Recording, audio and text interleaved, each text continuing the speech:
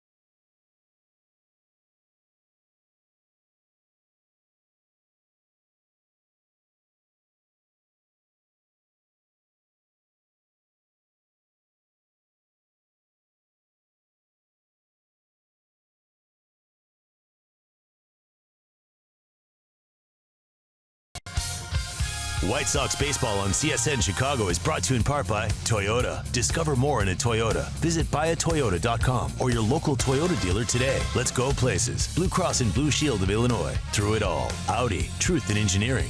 And by Xfinity. Xfinity X1 will change the way you experience TV.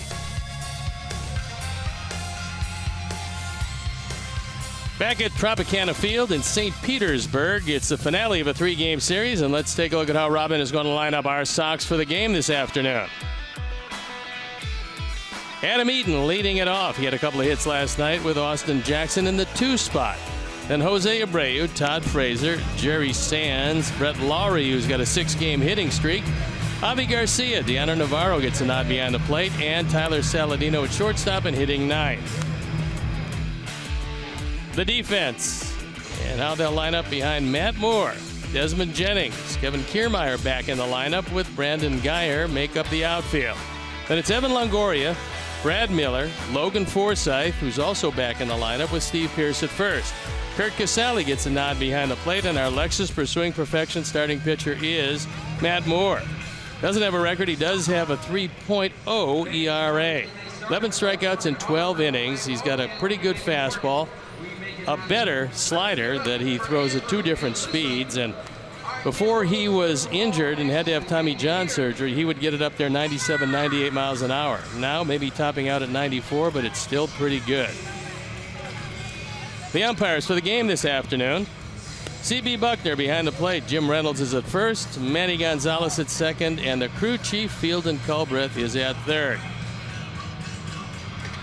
So the Sox trying to come home 5-1 off this 6-game road trip, and we're ready to play baseball, meaning time for me to throw it to my play-by-play partner, Ken Harrelson. All right, Steve, thank you. And once again, good afternoon, everyone, and welcome to White Sox baseball right here on Comcast Sportsnet. So happy you could join us for the rubber match of this 3-game series. And before we show you our picks to click, you at home select yours, as here's Moore's first pitch of the ball game. That's fastball foul back. At one time, this guy had no hit stuff. Well, he was a dandy. He was just one of the guys out of their system that they brought up. Had a great arm, and it's still pretty good. He's got a chance to still be a remarkable pitcher despite the Tommy John surgery, which laid him off the better part of a year and a half. Very quickly, the count 0-2. And here at the ballpark, 315 down the left field line, 322 down the right field line. 370 in the gaps and 404 straight away center field.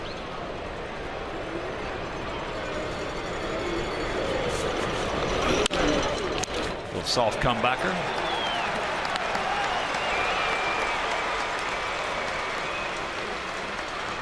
Before the arm injury in 2013, Moore went 17-4 with an ERA of 3.29 and 27 starts. He was absolutely brilliant, spending 143 and 150 innings. But then he had to have the surgery that a whole lot of people have, and now more than ever before, guys are coming back close to as good as when they left. Here's Jackson Austin at 194. He's faced Matt Moore 2 times, has 1 hit, and that was a home run.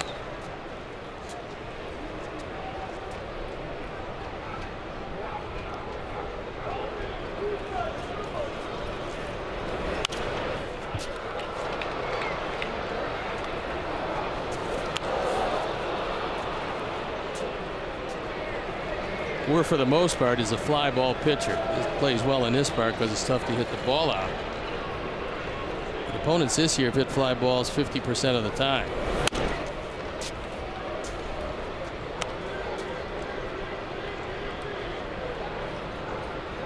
Two and one to count.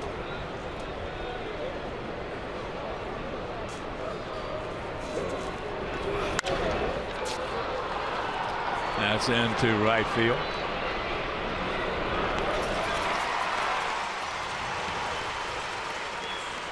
Right now, let's check out our picks to click. Commands Yard, director and the crew. They went with Navarro. Steve's going with Saladino and Terry Hanley, Mike Williams, Eric Aldrich, Roger Clare, and I. We're going to go with Avisaíl Garcia. And the best hitter on this ball club against Matt Moore over the course of his brief career has been Melky Cabrera, who's got the day off. He was 5 for 10 against Moore.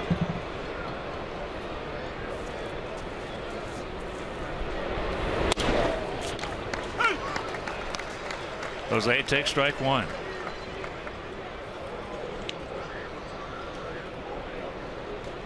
Jose looking for his first hit of the series. He's 0 for 7. For the most part, they've been pitching him in off the plate, and when they go away, they go way away.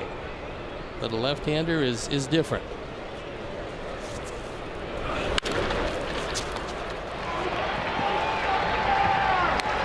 One, two, three. After a half inning of play, it's our guys nothing, and their guys coming to bat.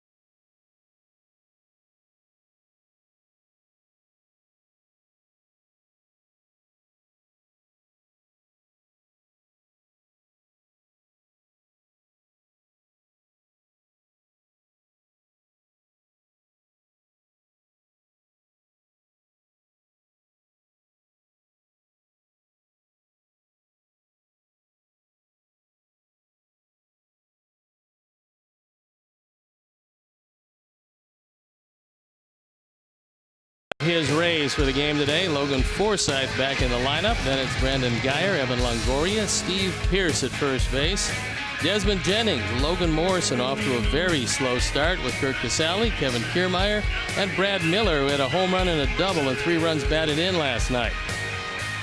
The defense and how they're going to line up behind Jose Quintana, looking for his second win of the year. Adam Eaton, Austin Jackson, and Avisail Garcia in the outfield with Todd Frazier, Jimmy Rollins. But that's not right because it's Tyler Saladino, I believe, playing shortstop. And Brett Lawrie at second base with Jose Abreu at first. Deaner Navarro behind the plate.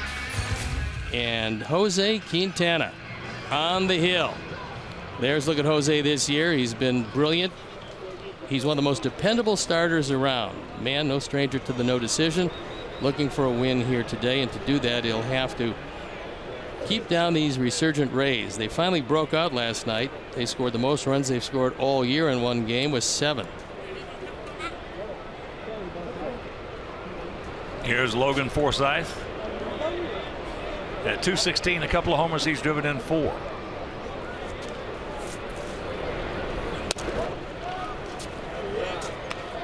Forsythe has really hit Quintana very well in a brief look at him.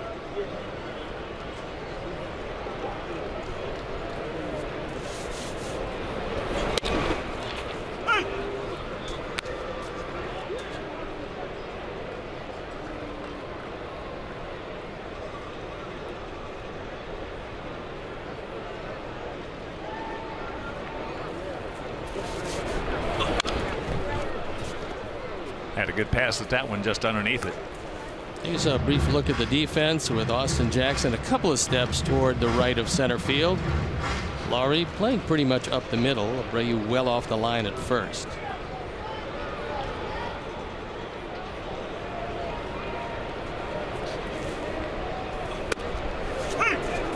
He gone. If Jose gets that one, and Forsythe a little skeptical, but that's a great pitcher's pitch. Probably had the outside part of the outside corner, and Navarro put his glove right there. Quintana pretty much dotted it. And it's a called third. Here's Brandon Guyer, hitting him 154 with a homer. That coming last night.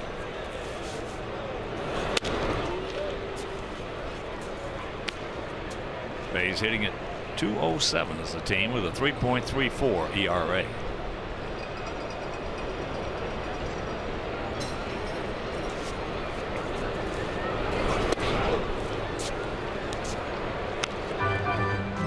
After the game, Sox board their charter, head on home.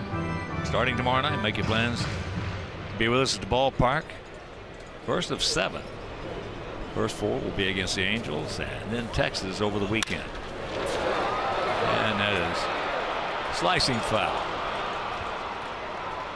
This afternoon, it's not remarkable that Seattle's taking on the Yankees. What is remarkable is that Masahiro Tanaka is going head-to-head with Hisashi Iwakuma.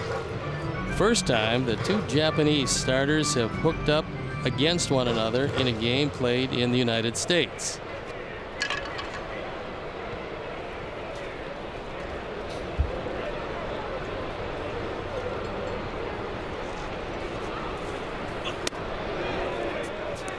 That had a part of the zone.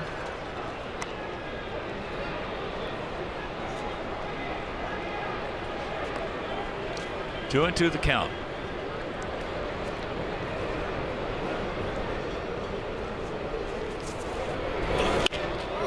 And there's a little Kansas City special right there.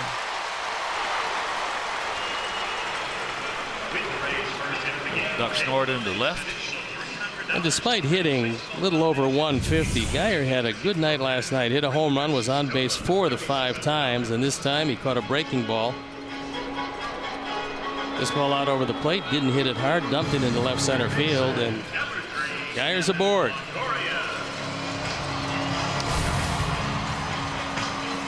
That'll bring up Longoria.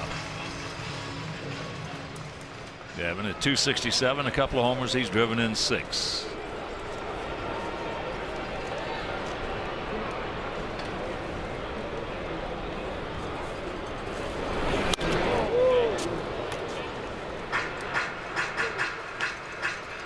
Longoria has faced Quintana 8 times, has 3 hits, all of which stayed in the park.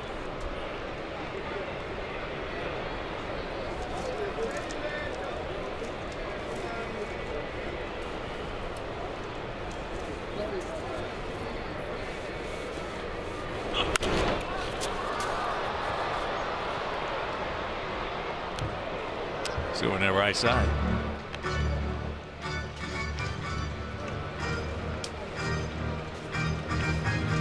In that series starting tomorrow night at home, Carlos Rodon on the hill for us against Hector Santiago. A couple of southpaws in that game. On Tuesday, Matt Latos goes for his 3rd victory against the right-hander Matt Shoemaker. Then terrific pitching matchup on Wednesday. Chris Sale against Garrett Richards. That's low. And in the finale of that 4-game set will be Johnny Danks against Jared Weaver. And tomorrow night, if you can't make it to the park, that game will be right here over Comcast Sportsnet. Fraser over right on the line, anticipating Longoria is going to pull the ball against Quintana. Evan drafted in the 1st round, the 3rd pick overall in 2006. Team that passed on him, the Colorado Rockies, had they picked him, would have had Troy Tulowitzki at short and Evan Longoria at 3rd. Nice left side.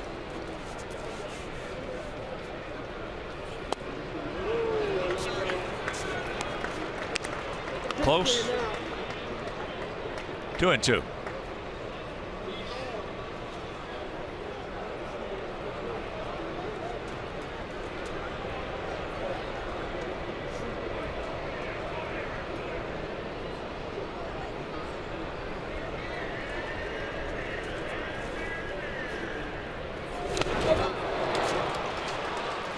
Two down.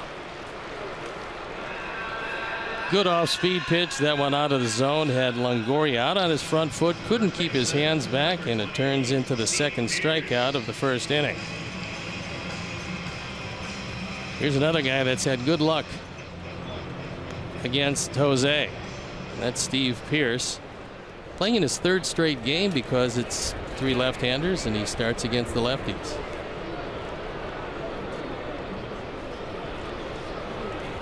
Pearce 1 for 8 in the series.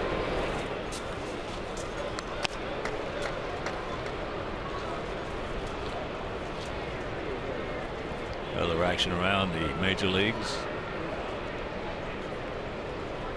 Mets leading Cleveland 3-0. That's in the top of the first at Jacobs Field, or Progressive Park. The ball hit hard into center field. It's off the wall.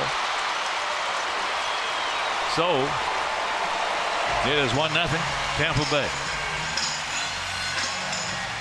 That one on the outer third, and Pearce, who has touched Jose for a home run in his 6 at-bats previously, almost had another one.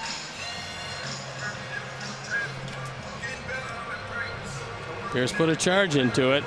Just his second run driven in. He's had a pretty good series, and the problem with 3 left-handers, and the Sox have 4 of their 5 left-handers. You get the right-handed platoon players, you give them 12 at-bats in 3 games, they get a much better stroke. There's Desmond Jennings. He's 3 for 6 with a homer in the series. He's had a good first 2 games. So made 2 good catches in left field.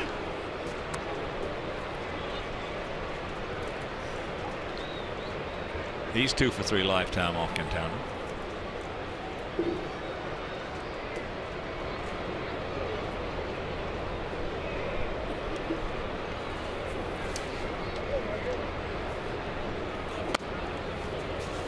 Other action will show Detroit at Houston, Kansas City taking on the A's at the Coliseum. Angels at Target Field in Minneapolis. Steve told you Seattle at New York. Atlanta taking on the Marlins down in Miami.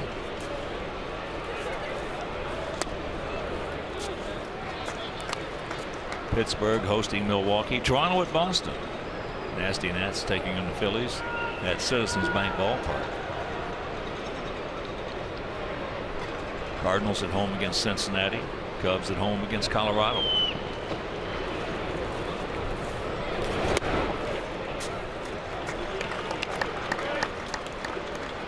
Justin Marja will tee it up against the Dodgers out in L.A. It's 8:05 Eastern start. Baltimore down in Texas. Well, that game was postponed. That 8:05 Eastern start for a game played in Los Angeles is absolutely wonderful for pitchers. Oh boy. You get a 5 o'clock start. Guys can't see the breaking ball. They have a hard time picking up the fastball, and at least for probably the first 6, the pitcher should pay to be able to play at 5 o'clock on the West Coast.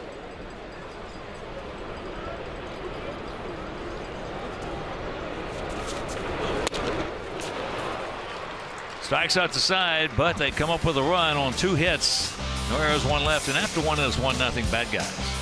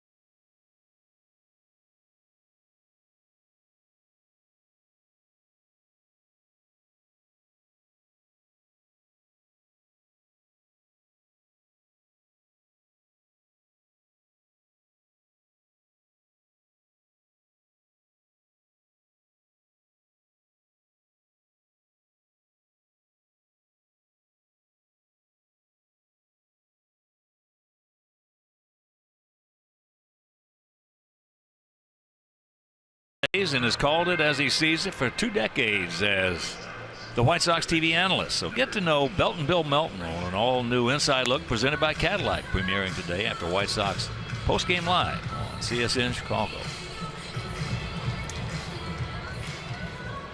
First inning run for Tampa Bay. A lot of Sox fans, well, a ton of them at the hotel were staying. Beautiful hotel, and they're probably very happy with the temperatures here.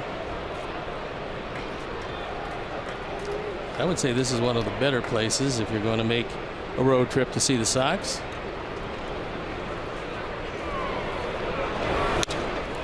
So here's Frazier.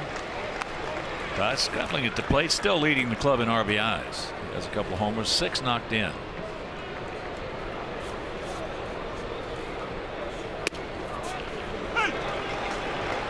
First changeup that Moore has thrown, very effective on the outside corner.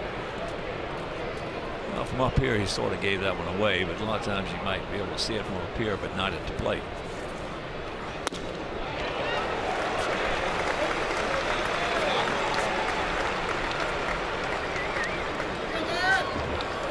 Enjoy the benefits of being a White Sox season ticket holder by purchasing a full or split season ticket plan.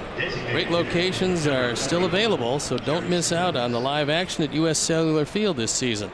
To purchase a season ticket package and view a list of season ticket holder benefits, visit whitesox.com or call 312-674-1000 today. Here's Jerry Sands, that pinch hit single last evening. Talking about the 5 o'clock start in L.A. We had a year that we started all the games in Kansas City at 6. That must have been fun. Well, the Angels used to start a lot of times when Nolan Ryan was going to pitch. They'd start at 6. That's a big advantage for the hitters. You get the game over early, you get a good dinner.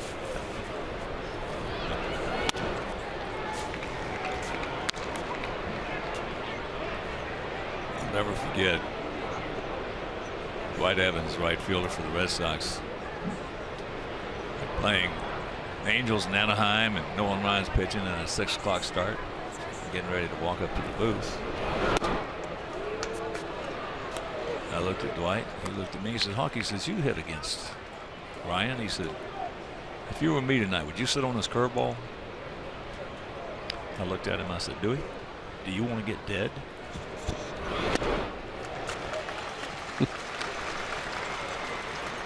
Also, in those days, because his curveball was pretty good, he just couldn't get over the plate a lot. Why would you sit on a pitch you have no chance of hitting?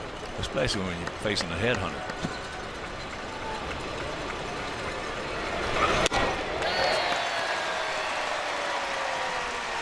That ball way off the plate. Second baseman, number 15. So he worked him over pretty well, just as he did with Frazier before him. So here's Brett Laurie, 3 for 8 with a homer, his first in the Sox uniform, coming last night on that 6-game hitting streak.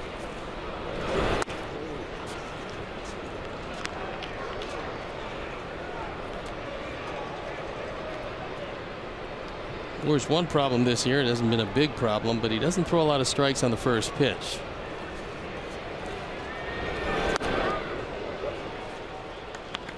And in this case, or the second pitch.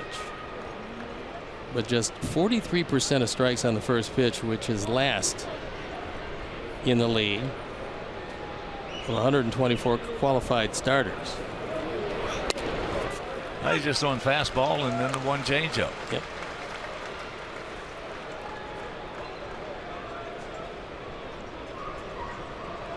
Moore, 6'3", 210 pounds.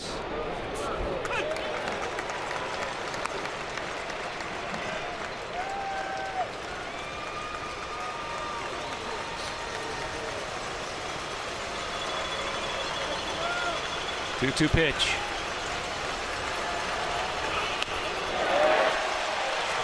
Gets 3 here in the second, and he leads it 1-0.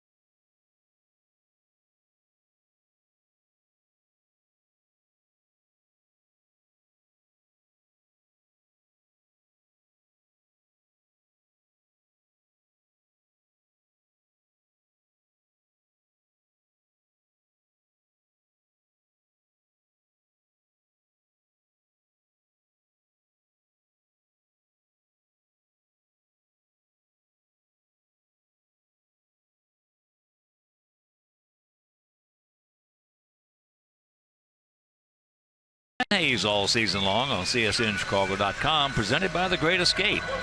Pools, patio furniture, hot tubs, and more. Escape your everyday. When you do that by shopping, The Great Escape.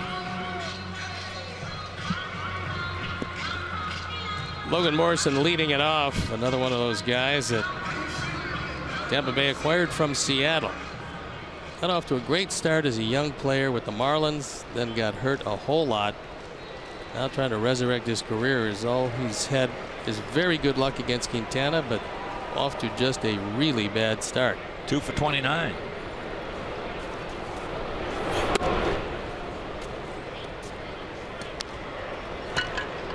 Casali on deck. Kiermaier in the hole.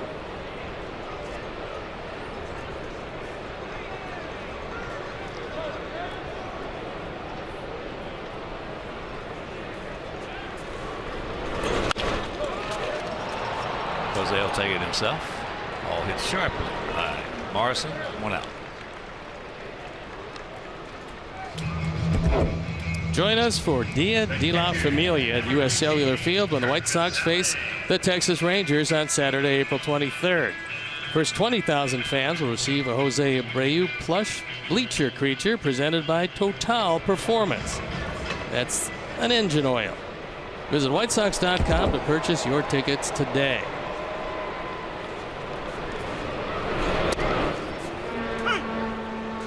There's a strike to Casali. 0 for 6 in the series.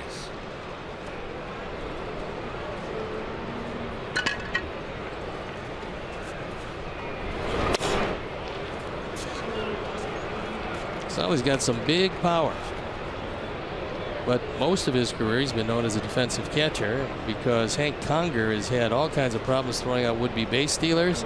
Casali's getting a long look behind the plate.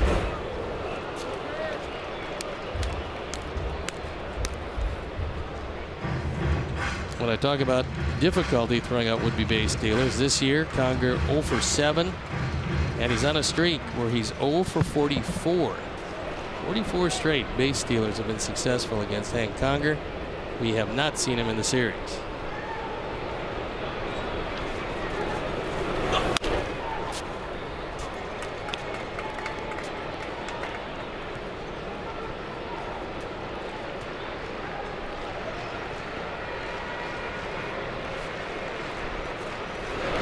Just trying to rest his mind. It's not uncommon in baseball. Guys go through brain cramps. Chuck Knoblauchs and Steve Saxes just can't throw the ball.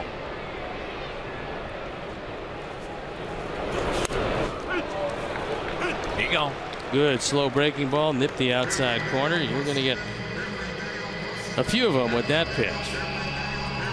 That's strikeout number 4. Casali probably looking for anything else but that.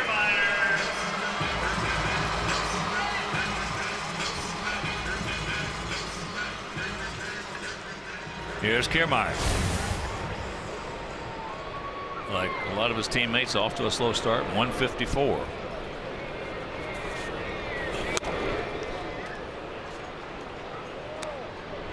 Had 30,451 last night for Kevin Kiermaier bobblehead night.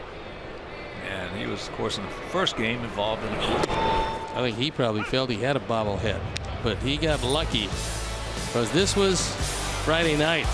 He collides with Logan Forsythe. He gets the worst of it. Forsythe with a bruised leg and hip. Kiermaier with a head contusion. That one had the outer part of the outside corner, and everybody agreed but the man who makes the decision, C.B. Buckner. Now Navarro sets up off the corner.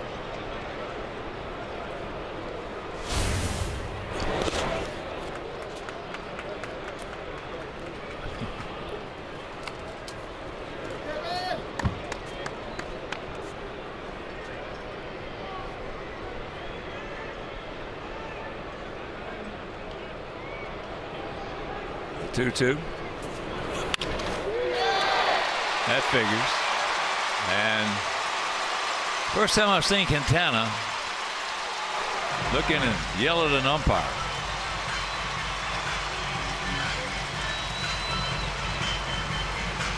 Never seen that. Shortstop, number 13, Brad Miller.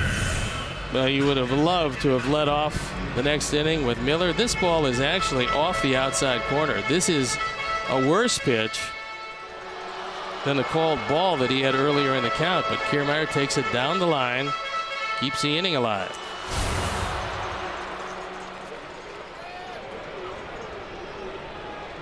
Miller, good fastball hitter. Got a fastball last night and hit it way out of here.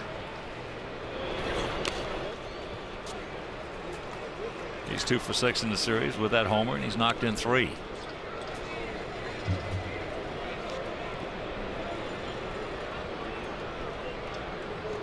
One of the guys the Rays really need to come through offensively is Brad Miller.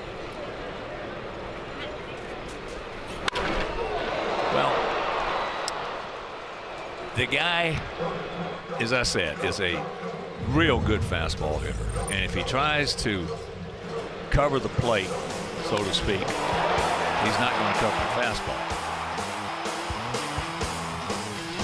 If you can cover the fastball, you can play in the major league. He gets 3 breaking balls over, you've got to learn how to take that strikeout.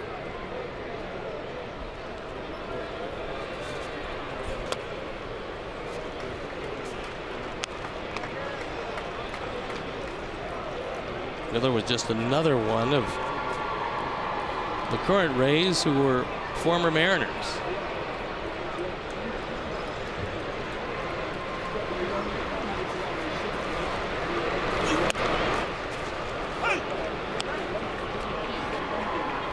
Two balls, 2 strikes. That's all Brad played in high school. He was awesome. Well, he's big and strong enough to put a hurt on the baseball. There's that breaking ball, the old equalizer. So 5 strikeouts now, and we trail it 1-0.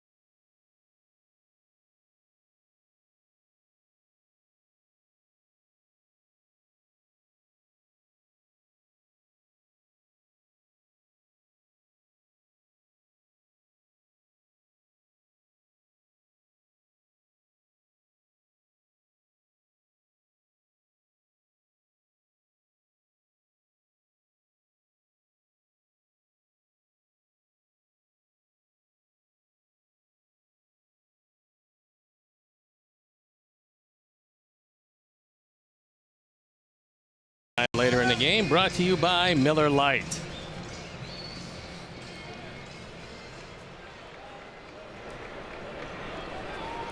Run on 3 hits, no errors for their guys. No runs, no hits, no errors for our guys. It'll be the lower third of the order. Garcia, Navarro, and Saladino.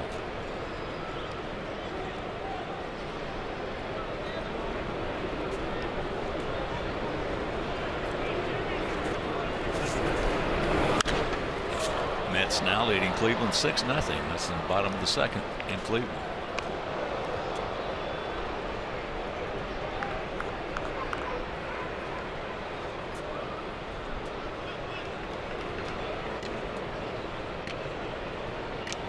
That was Corey Kluber who got lit up. He was pretty good last time out in this ballpark. His time out before that was not particularly good. Well, he went 2 innings today, or has gone 2 innings, 7 hits, 6 runs earned, 1 walk, 4 strikeouts.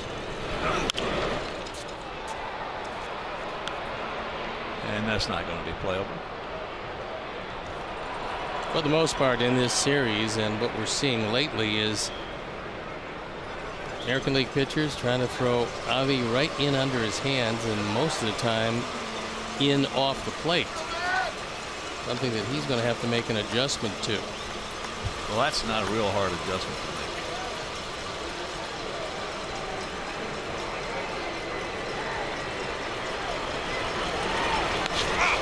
make. As he hits him. Well, he got ahead and hit him with a curveball.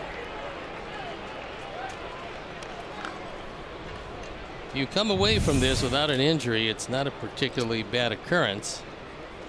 You're down 2 strikes to a pretty tough pitcher that got him off the top of his left foot. And he appears to be fine. Well, what happens is, you being a former pitcher understand and know that you go over. The Rays go over all our hitters in the meeting with the pitcher. Sure. They say, okay, Garcia stands pretty close to the plate. We're just going to keep busting him inside. All right, now what happens? You're on the mound. You just had the meeting. 45 minutes before the game started. All of a sudden, Garcia steps in the box and he's way off the plate. Yeah, that's a horse of a different color. I mean, because exactly right. now you got to be thinking about how you're going to make an adjustment and what he could be looking for if he moves off the plate. That's exactly right. That's the reason that when you're getting busted inside, and you're standing close to the plate, I mean, you got to invoke the common sense rule. Moore doesn't have a great move to first base. It's okay. It's probably an average left-handed move.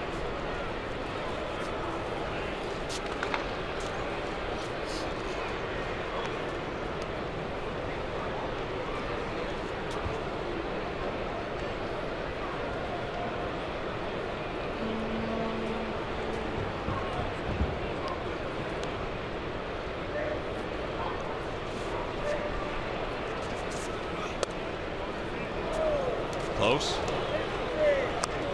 Just on that pitch, one of the ways that Moore tries to combat base stealers, and that is using a slide step. Also, he gives the hitter a different look. That slide step was out of the zone. Yeah, they're 1 for 16.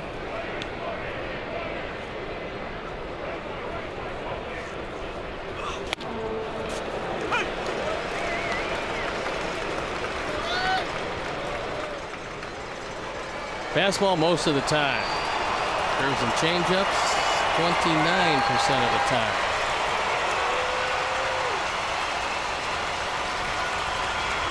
Nine miles an hour between the change and the fastball, which is good.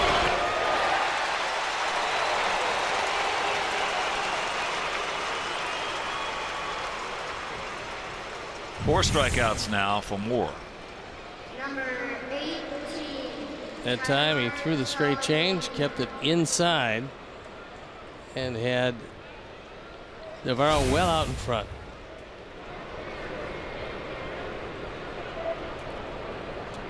So here's Tyler. 3 for 7 with a couple of RBIs on the season.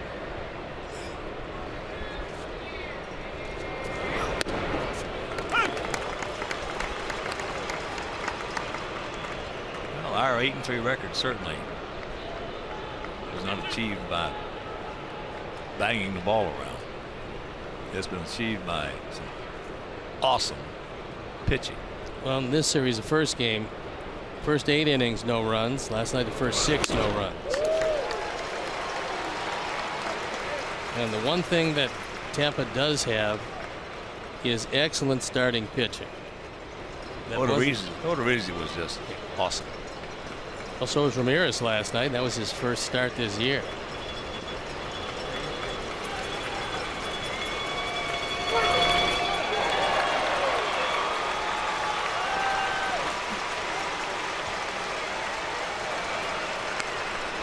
2 down.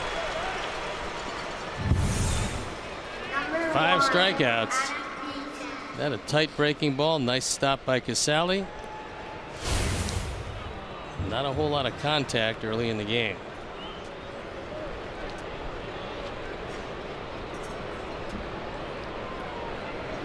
There's a man who authored first game of the series. He changed eye levels perfectly. They had tremendous mound presences as well. Safe. Moore is not disputed.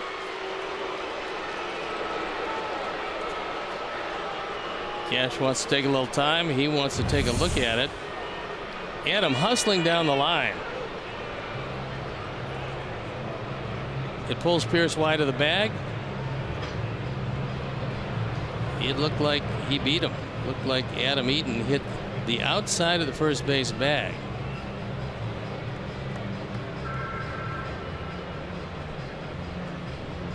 I think he just barely beat him, and it looked like Moore, in short stepping it, cost himself the base hit. He was trying to time it perfectly, but you're supposed to hit the inside of the bag, in this case with the right foot. So they're going to review it.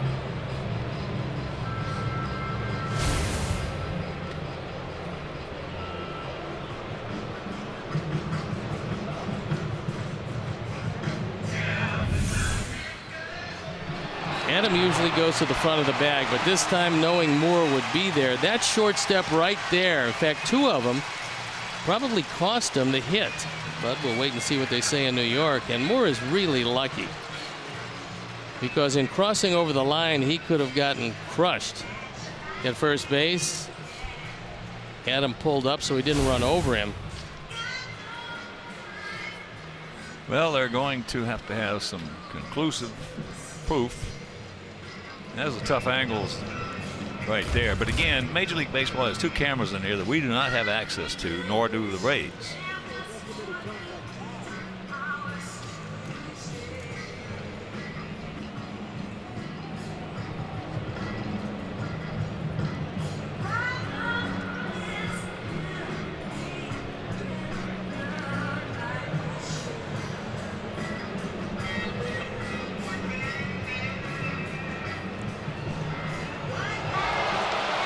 Looked with the naked eye like he was safe.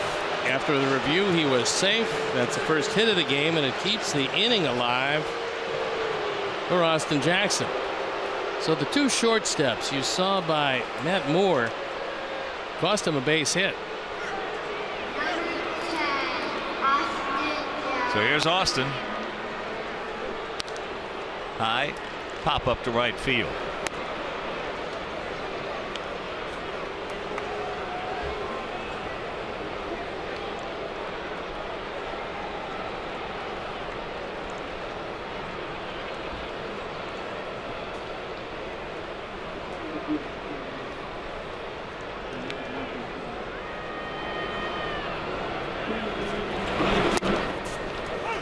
Takes it right there.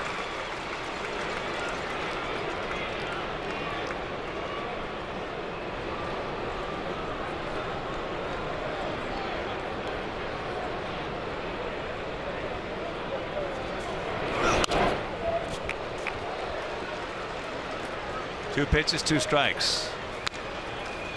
First pitch 82 on the straight change, and that one 93 in on his hands. Perfect location for a fastball following up a straight change.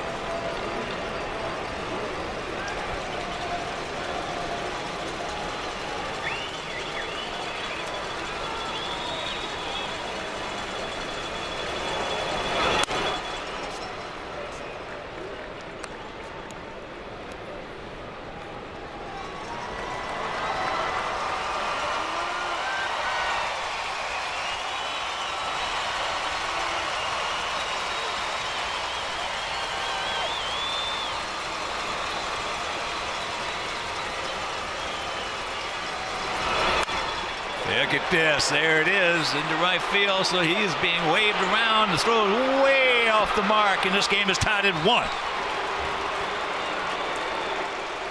RBI number 4 for Austin Jackson, and the break at first base on the bad footwork by Matt Moore cost him a tie ball game.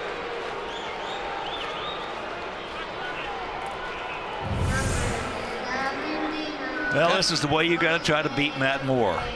If you're a right-handed hitter, you got to try to shove it to right field. You're not going to do anything with a fastball from the middle end on him.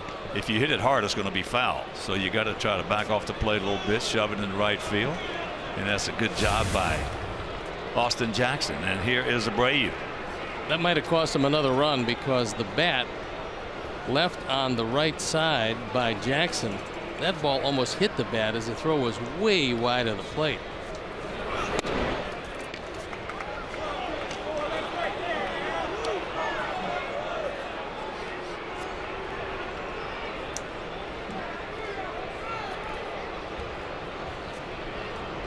Outfield slightly to the right.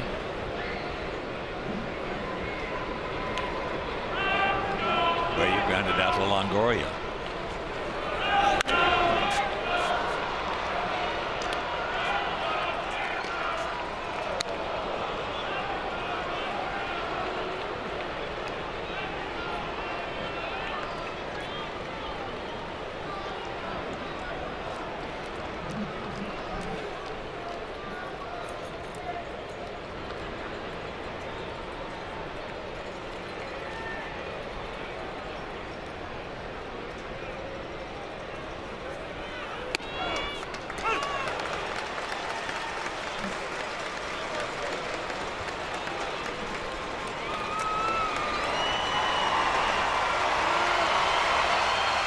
To the count to Abreu.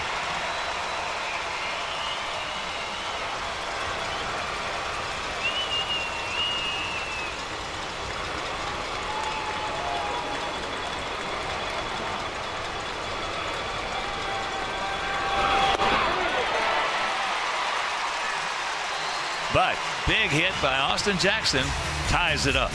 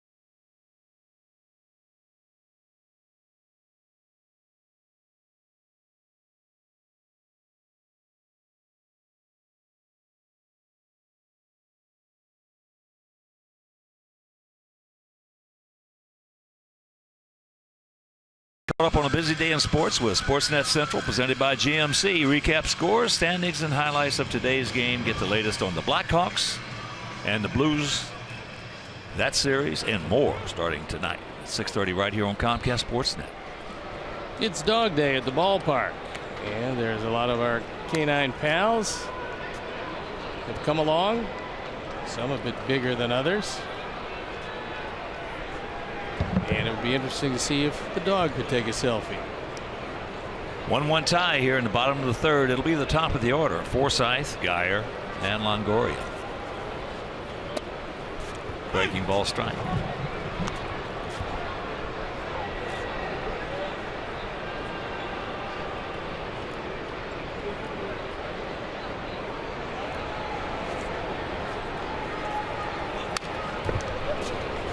Pretty good pass on that one. Meanwhile, it's 0-2. Just tuning in. Quintana with 5 strikeouts in the first 2 innings.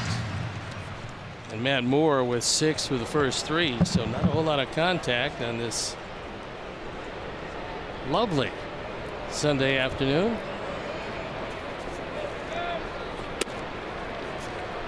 Well, that's what. There are going to be days as a hitter that you go to that plate, step in that box, and that guy 60 feet 6 inches away is going to be better than you are. That's the reason those pitchers make a lot of money. They get guys out. And when you get guys like that, you have to concede part of the plate. You cannot cover the plate on good pitchers. They will stick it right up your behind. You have to figure out before the game and going over the pitcher, how can you be dangerous against him? Not how you can hit him, but how you can be dangerous against him and give yourself an at bat to whereas you could possibly do some damage. That's down into the corner. There was a mistake and a cookie, and he didn't miss it. So he is now 5 for 7 lifetime off Kentucky.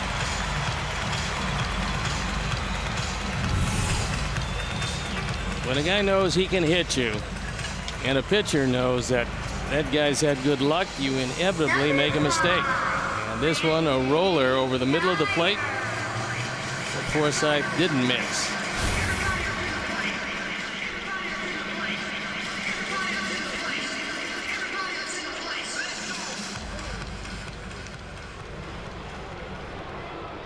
Here's Geyer.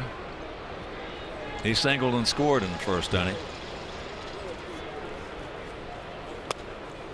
Trying to move it to the right side.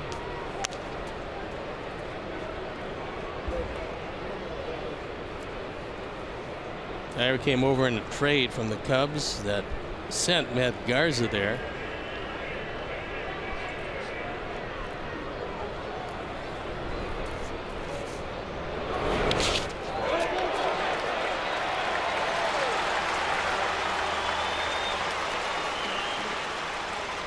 Very wild pitch there.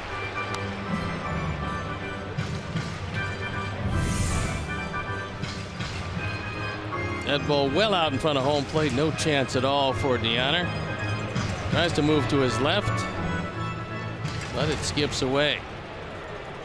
Putting Forsythe to third with nobody out, and now the infield in.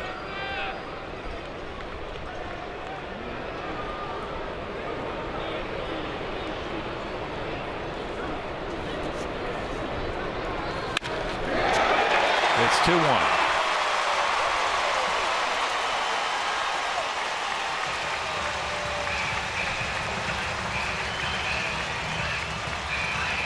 Two for two for Geyer, who's driven in his second run of the year.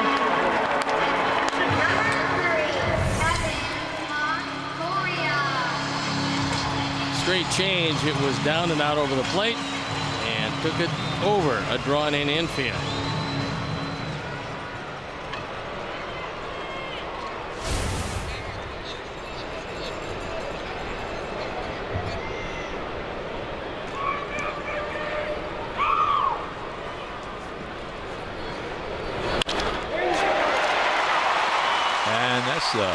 Line drive. Austin will get it back in.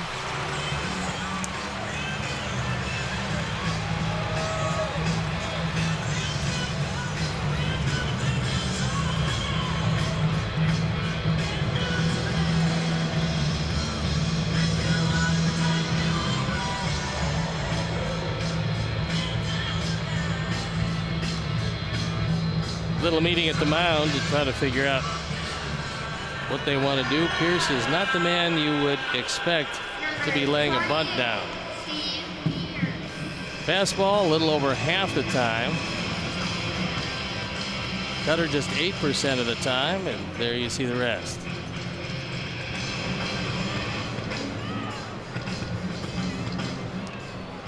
.86 on the changeup, which probably, at least today, has been a little quicker than Jose would have wanted it to be. You're looking for 10, 11 miles an hour disparity between the straight change and the fastball.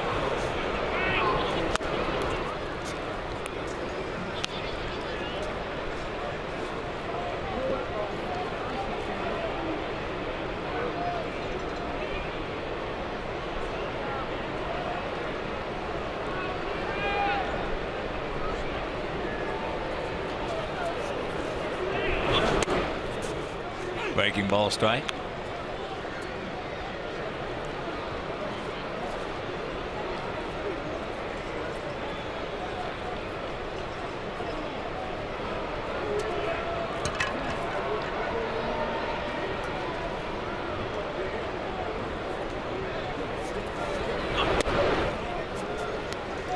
Good pitch.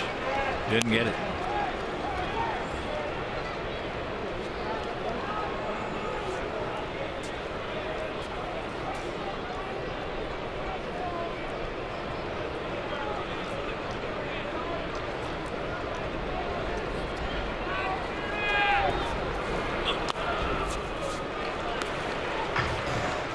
Three and one.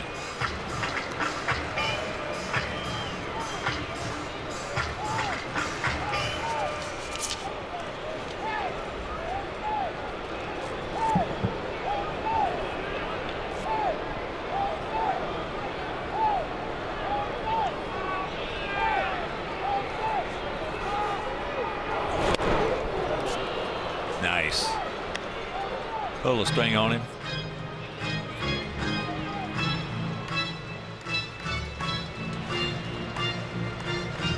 Full count.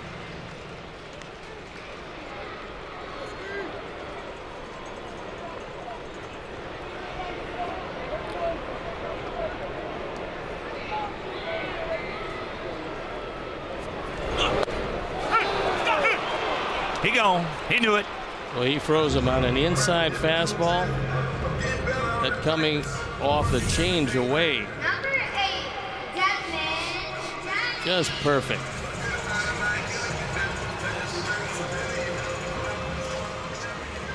I think Pierce tried for the emergency hack, but no such luck. So here's Jennings. Struck out his first trip.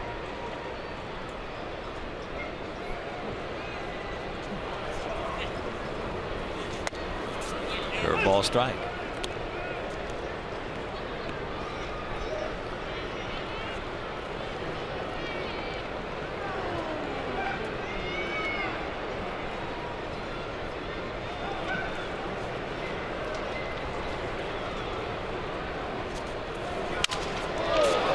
His bat and field fly rule is called.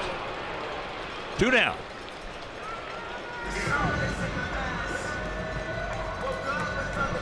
Jose can get out of this one, giving up just the 1 run. Consider himself very fortunate.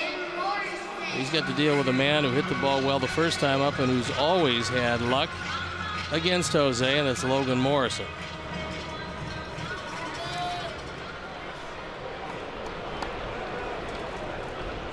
He's 4 for 10 lifetime against him.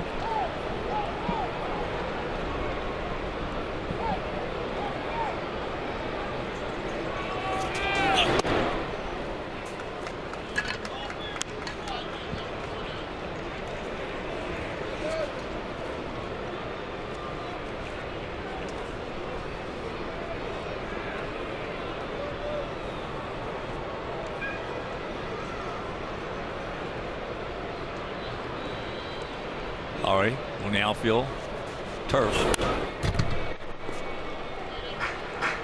As the count moves to 1-1.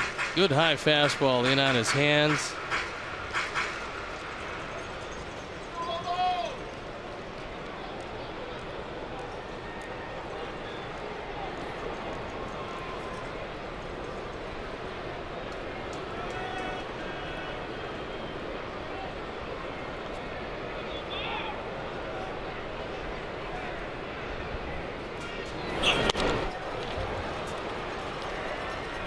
looked like the sky was the limit for Morrison after a big year in 2011. He had 23 home runs, 72 driven in with then the Florida Marlins. That was not an easy park to hit the ball out of for a left-hand hitter. But then a whole lot of injuries, and that's what really curtailed his career.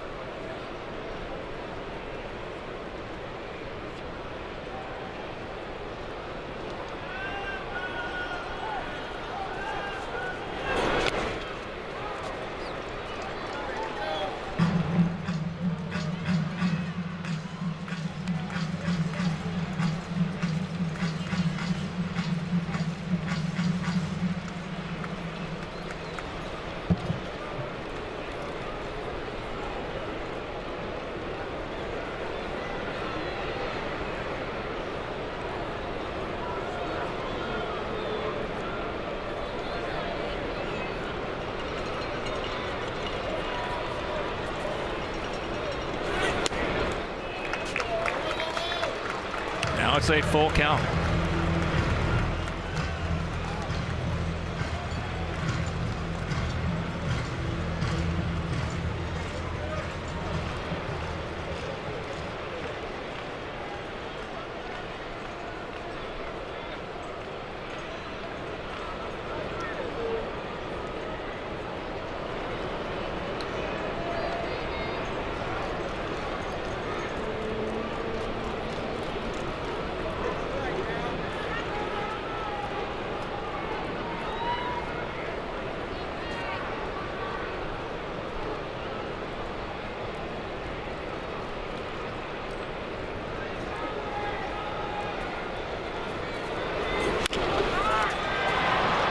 Breaking ball's getting me over.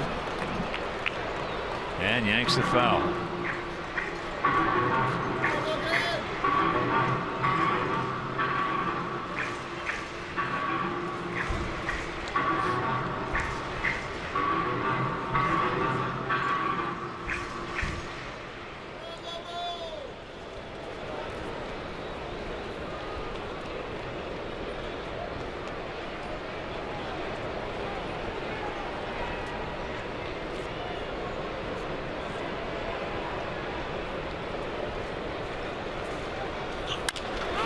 Get over there. He missed it, and the run's going to score.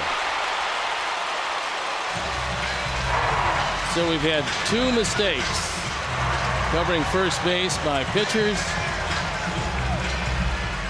and it cost their respective teams a run each. This one should have been made rather easily, and somehow Jose overstepped the bag by a good 6 inches. E1, no run batted in, but it is a 3-1 game, and that's a very costly mistake.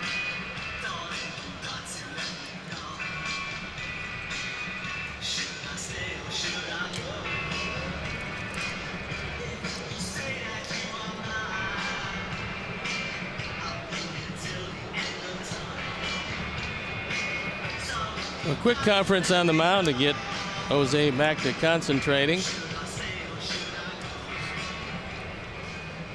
Number 19, Kurt Casale. So here's Kurt Casale.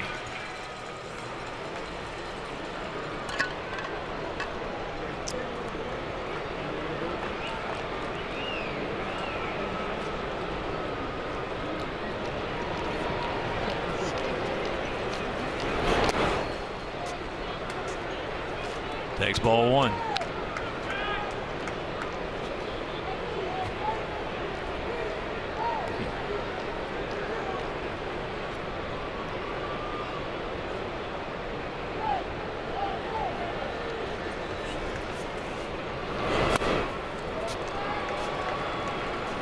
Two and 0.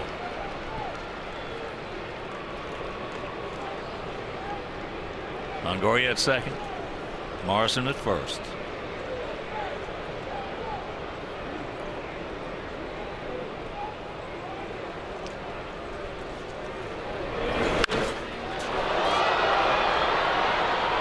High. And not playable.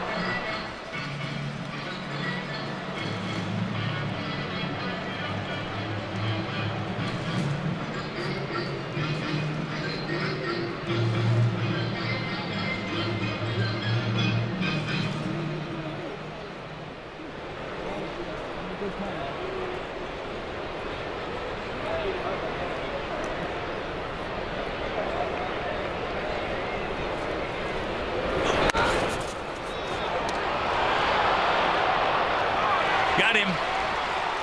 Picks him off. A big break right there, but they get a big break. They pick up an extra run. They score 2 and they lead it 3-1.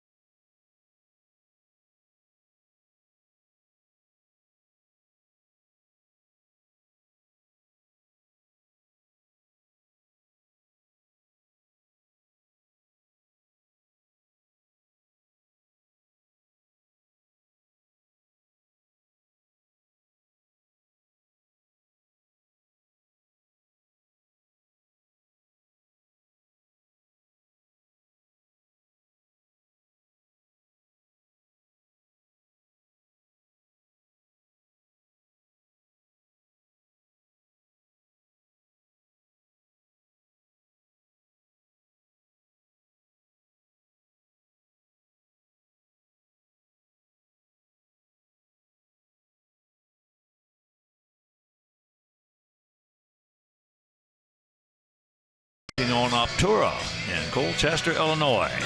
Colchester, yes.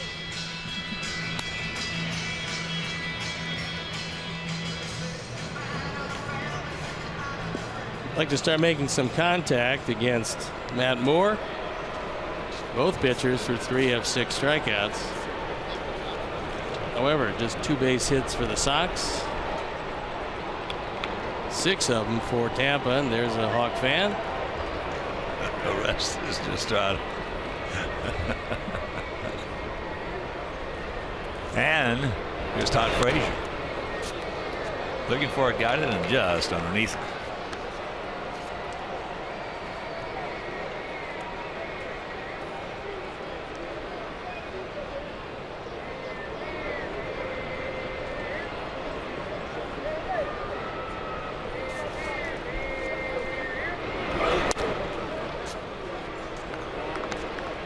Count him as a 1 to Todd.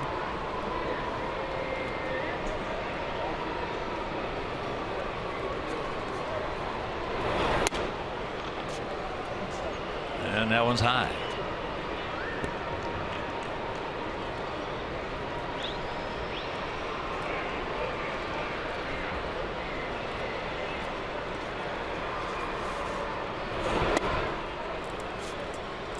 Three and 1. I think Todd's backed off the plate a little bit from his first at bat.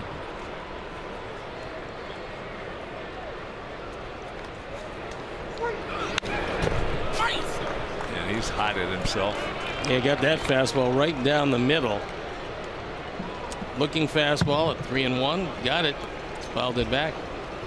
Yeah, he had a couple pitches last night did he just was underneath. Had it barreled up.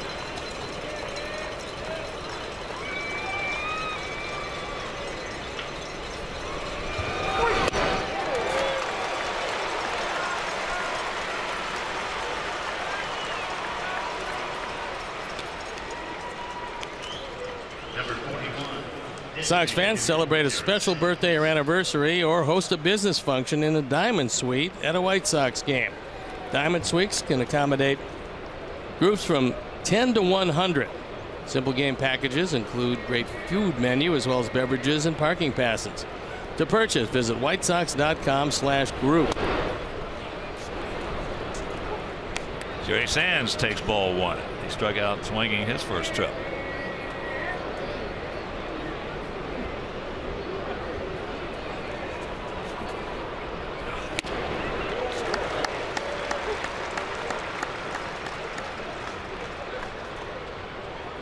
When Moore gets that fastball upstairs, looks like he's got a little more giddy up than just 93.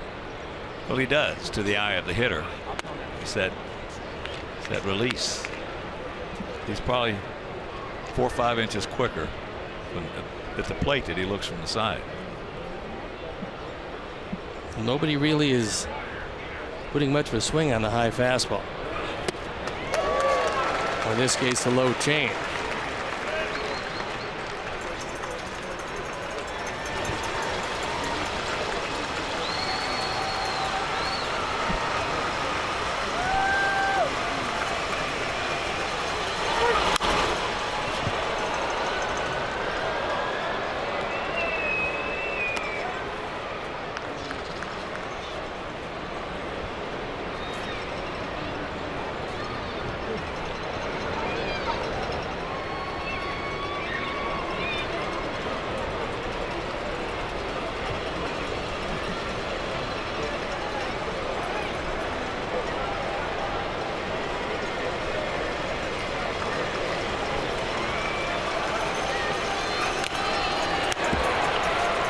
One fouled right off Casale. It got him right off the right shoulder.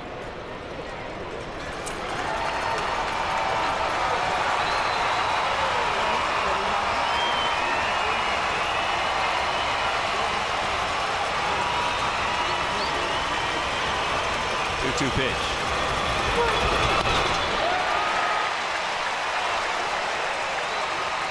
And that's 8 of them. 8 strikeouts. 4 from the middle of the order as that breaking ball drops down and out of the zone.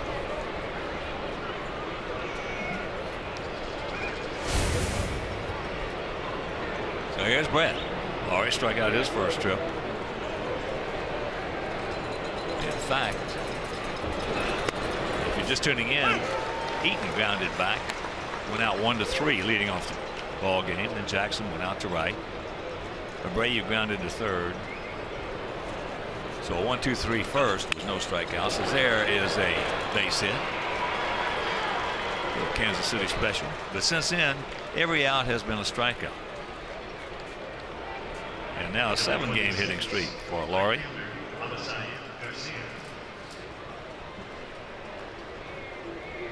One thing we all know about Matt, if he's healthy, it doesn't surprise you what he does. Well, a couple years ago, he was pretty close to unhittable. You go 17-4.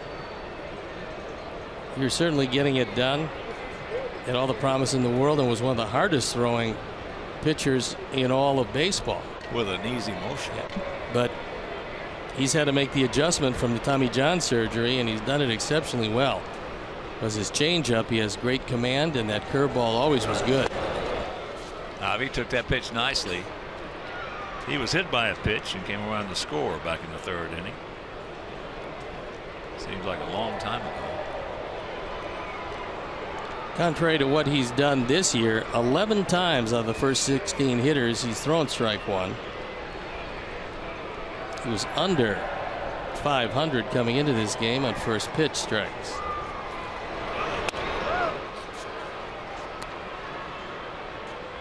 You figure at 2-0, he might have to get one out away, and that's what Avi's looking for.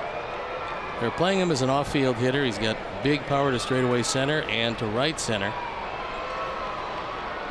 Let's see if Moore will oblige. Ball hit sharply. Meanwhile, that'll retire the side. We go to the bottom of the fourth, trailing by 2.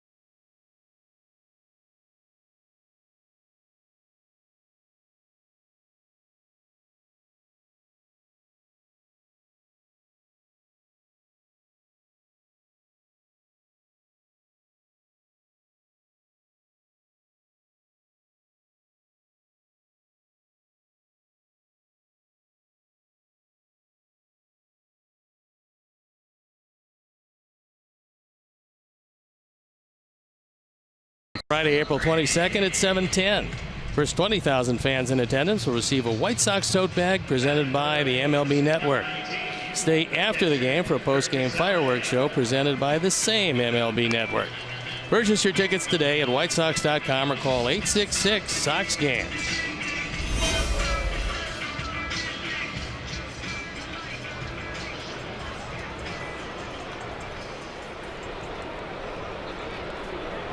Casale, Kiermaier, and Miller. 3-6-0 for them, 1-3-1 for us. And that one cost us a run. Breaking ball. One pitch, one out.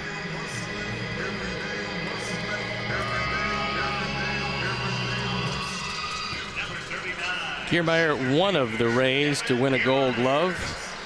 Jeremy Hellickson, a pitcher, won in 2012. Carl Crawford, 2010. Evan Longoria won a couple of them in 9 and 10. Carlos Pena in 2008 and last year. Evan Kiermaier. Helps when you also lead the league in assists.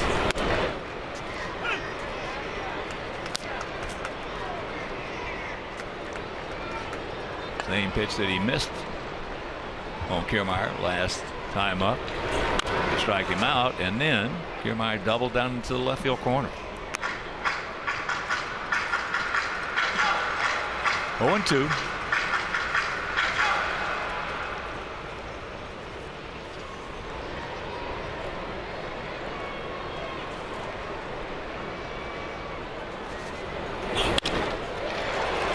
Ball hit sharply.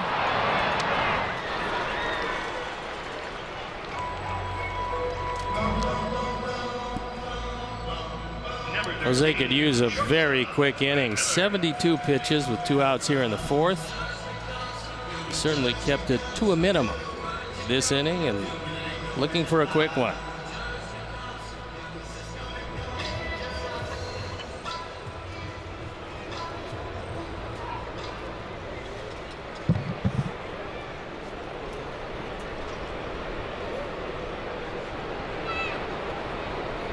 Brad Miller, the shortstop, struck out on a breaking pitch. That's off the glove, picked up, and they get him. So 3-4-3, nice reaction play right there by Laurie, and that'll retire the side.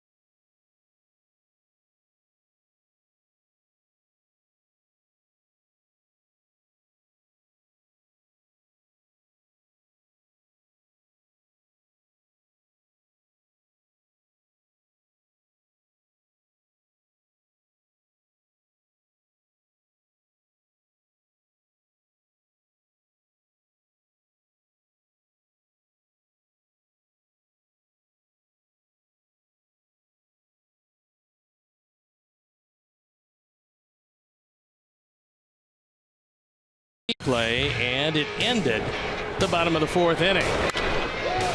Off the bat of Miller, as they got back, and they were able to make the play and out of the inning. So heads up by Brett Lowry as he came in, the bare hand flip, and a quick 1-2-3 for Jose. We trail it 3-1. It'll be Navarro, Saladino, then back to the top of the order with Adam Eaton as their first pitch strike.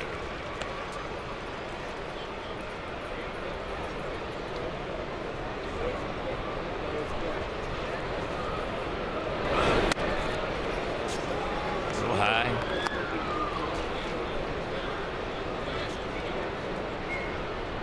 Playing the honor is a dead pull hitter on the left side of the infield with Forsythe over on the third base side of the bag.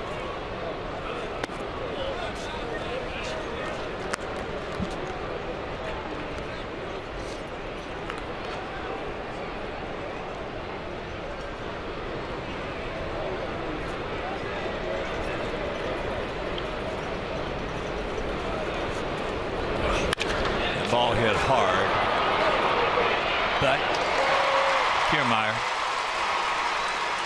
That is a hang Wolfram, another hang Wolfram, for the honor.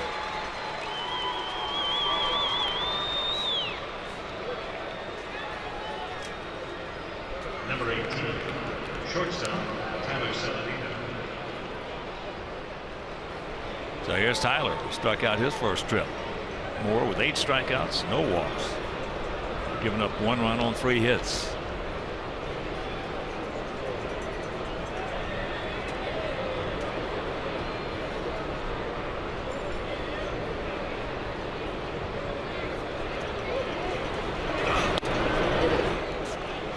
One thing kind of interesting when you look at Longoria at third base, he'll be in back of the bag a few steps, pretty much inviting you to lay one down, and then he moves in with the pitch.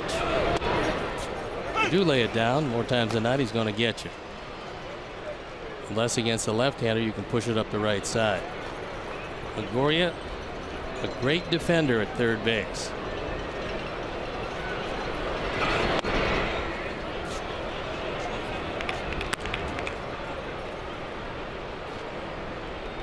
Two and 1 to count for Saladino.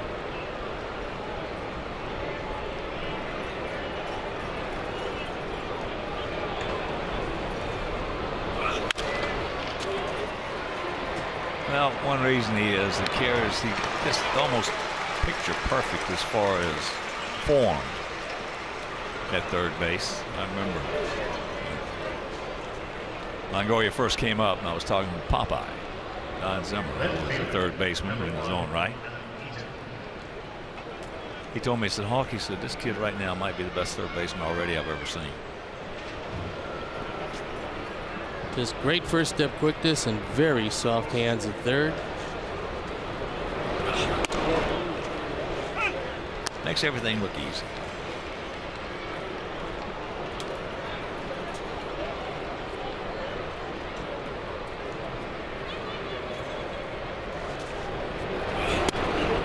As we discussed yesterday, you're not going to win in the major leagues on a consistent basis if you're weak at the corners. Game's too fast.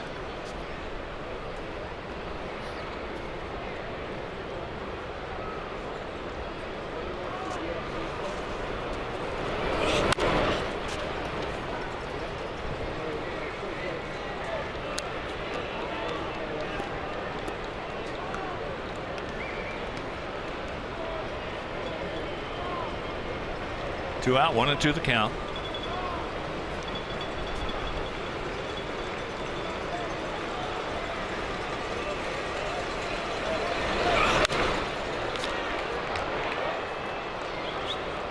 Taking a look for a center field camera, you could see Casale called the fastball and wanted it up. He actually gave him a very high target, as Moore, like a lot of these Tampa Bay pitchers under Jim Hickey, the pitching coach, was really taken to elevating eye level when you get ahead of the hitter.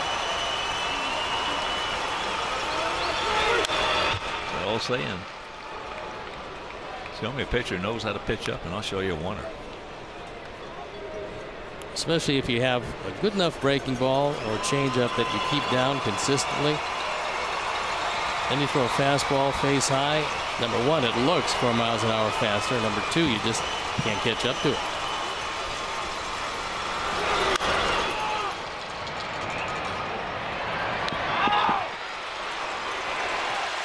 And they just do get him. So that'll retire the side. We're halfway home, trailing 3-1.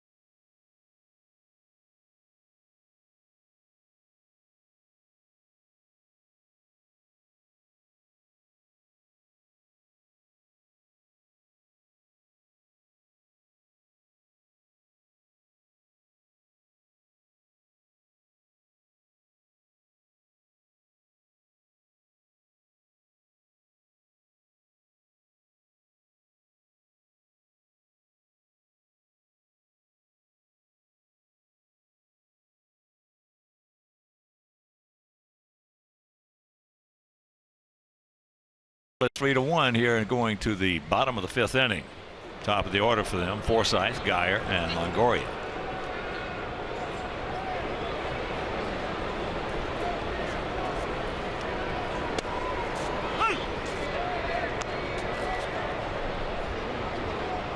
It's been the top of the order that's produced all 3 runs scored,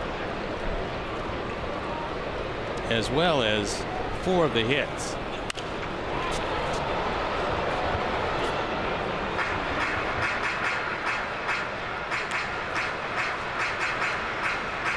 Forsythe got a cookie, rolling breaking pitch, and hammered it for a double. He's 1 for 2.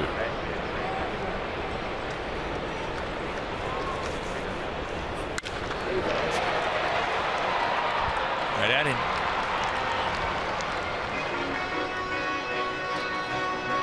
Join us at U.S. Cellular Field throughout the 2016 season for a free T-shirt Thursday.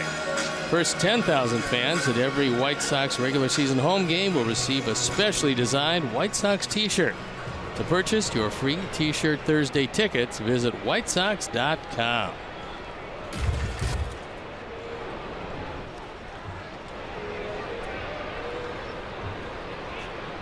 Here's Geyer. He's 2 for 2. An RBI and 2 runs scored. Rays last year had a whole lot of injuries, especially to that pitching staff. 67 games into the season, they had used 26 pitchers. That set an all-time franchise record, so it gives you an idea of how difficult it is to put together a team with any semblance of competitive balance if you can't keep a healthy pitching staff. This year they believe that just about each and every one of them are healthy.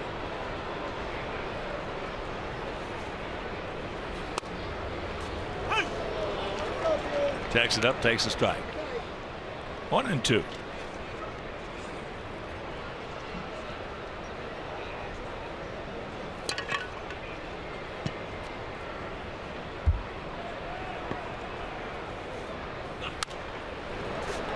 missed one of the remarks that we made last night. Today will be the 248th consecutive game the Rays have started a pitcher under the age of 30.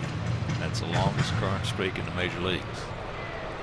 There's Chris Archer, the ace of this staff, although he's off to a pretty tough start.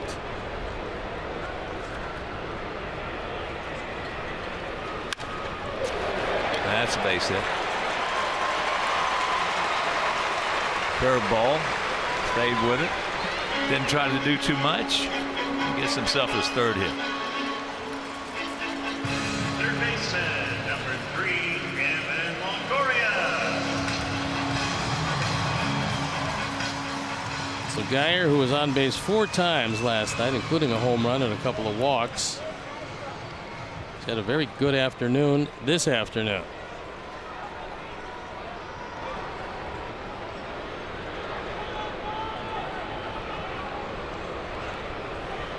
Last time up, single sharply into center field. Well, that's a good thing he didn't touch it.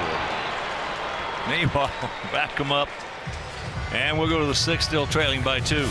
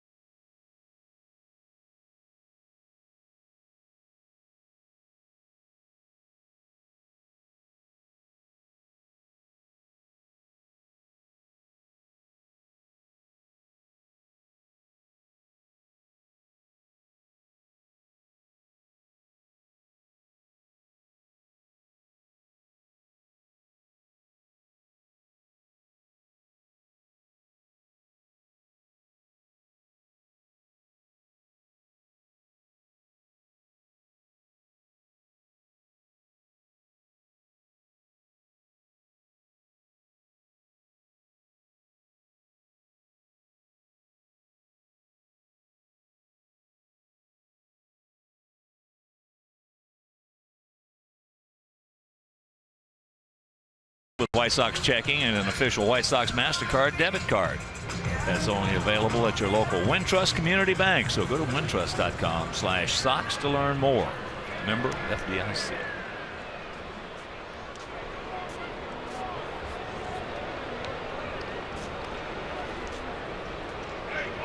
Austin Jackson will lead it off for us. He's 1 for 2, has a hit, and knocked in our only run back in the 3rd inning. Getting back to that streak of under 30 starters. Today, the 248th consecutive game. That streak probably is not going to be broken for a long time because Rays don't have a starter over the age of 27. And they certainly aren't going to spend a great deal until they move into their new ballpark to get a veteran starting pitcher. Which, by the way, for the first time in a long time, there's a lot of hope that there will be a new ballpark. It will most likely be in the Tampa area, but it is at the earliest 5 or 6 years away. I also want to send a big White Sox shout out, thank you to Rick Vaughn and his staff here with the Rays. All the employees here, some of the nicest around the American League. They're just a joy to be with every time they walk in the ballpark. That ball hit sharply.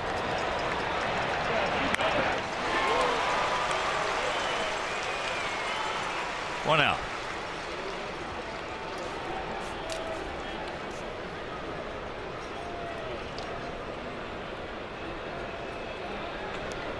was a good solid play by Forsythe as Austin hit the ball very hard for the second straight time, but nothing to show for it.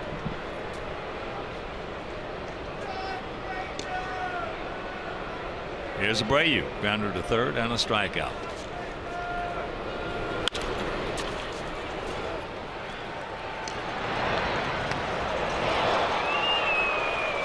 He did get the bag. Now Robin out of the dugout.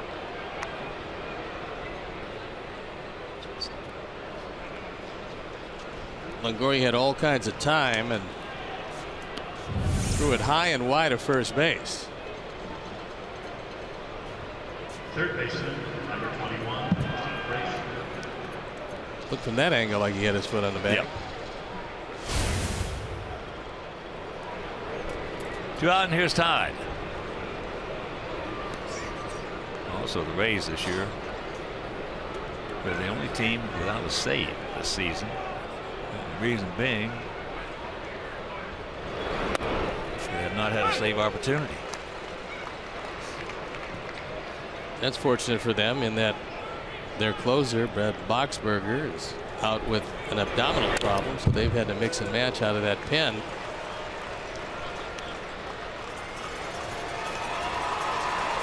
It's going to be a tough job to be able to get it done and stay competitive in the East. Baltimore off to a good start. They're 8-3. Boston, I believe, will eventually catch Baltimore. Right now, Toronto and New York not playing great. Has 9 strikeouts for Matt Moore, and he still leads us 3-1.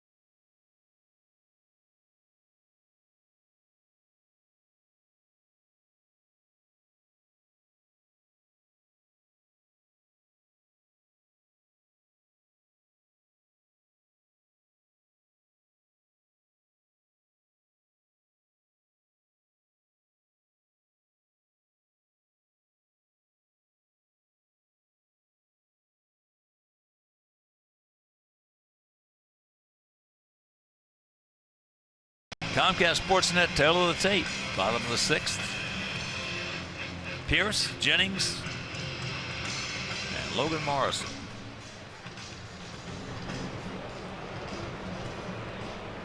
And some Stingrays out in the little pool that's in right center field.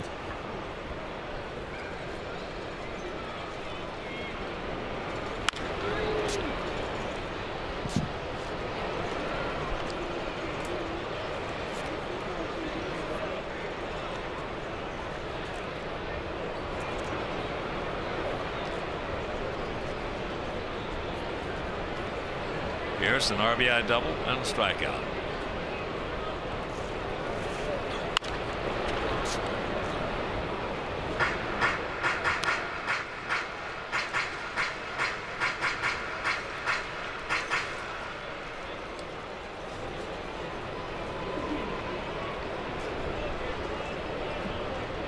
We won't see these guys again till the last week of the season.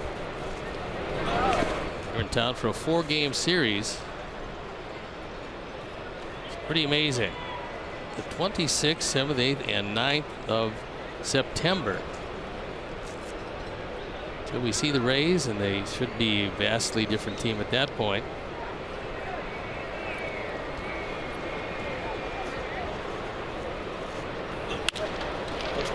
Smoked. And Ty making it look easy.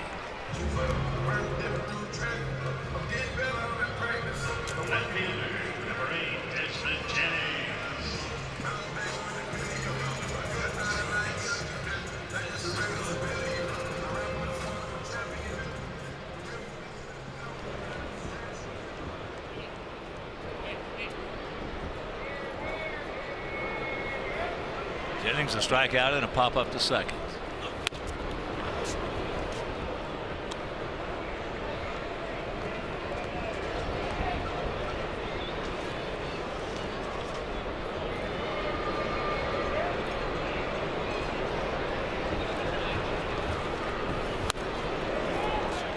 It's a shame at this point that the difference in this game is the fact that Jose, who's normally a very good fielder, missed the base at first. 2 runs scored.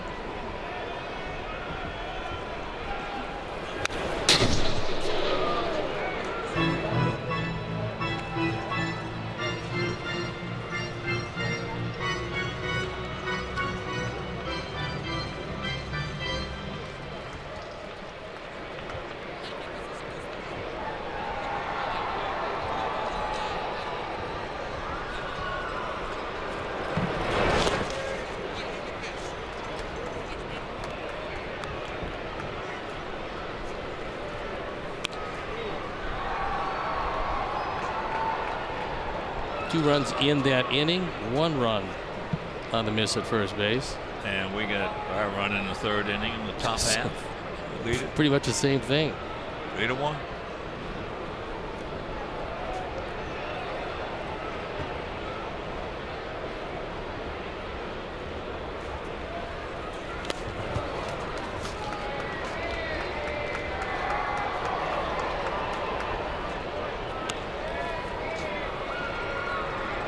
At this point, neither pitcher has walked anybody.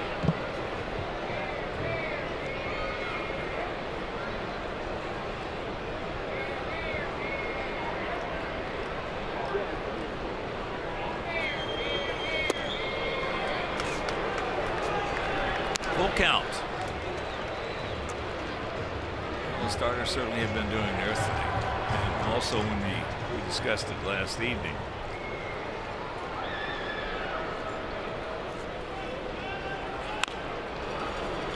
No off days until May 2nd. The starters. Last night, Nanks got us into the 7th inning. That was just a battling effort for Johnny. I mean, he didn't have his good location. But he still got us into the 7th. And here, Quintana, pitching terrific.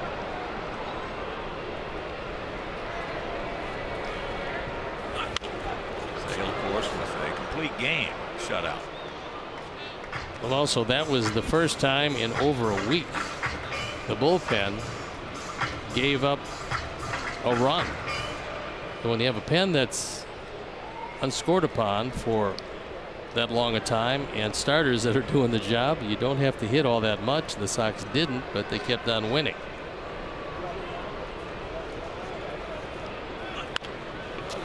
Checks it up. Grounds out to Todd. 2-0.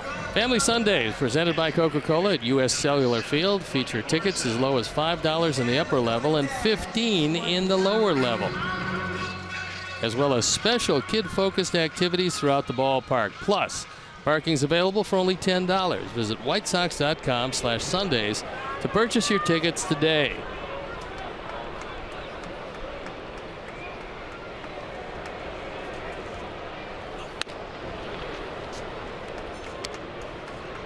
Here's Logan Morrison, grounder to first. And he grounded to first again. That was the play that Steve mentioned. Montana went over to cover and missed the bag by a wide margin. But then Logan, then on first and second, was picked off to end the inning.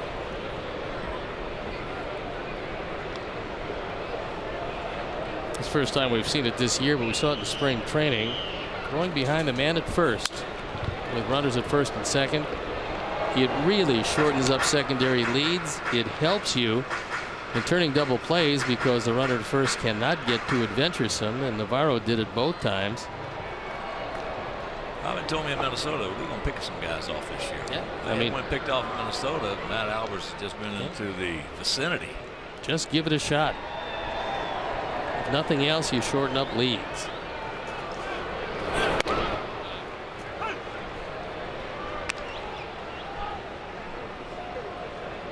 Two out, 2 balls, 2 strikes.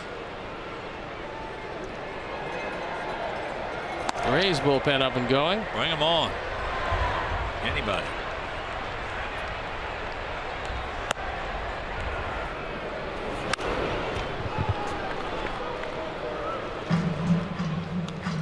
Saw Danny Farquhar last night.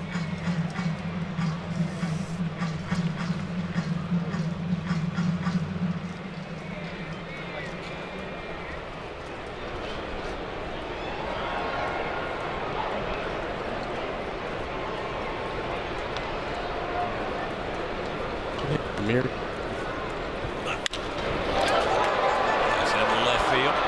Adam. Nice 1-2-3 inning, and we're into the 7th.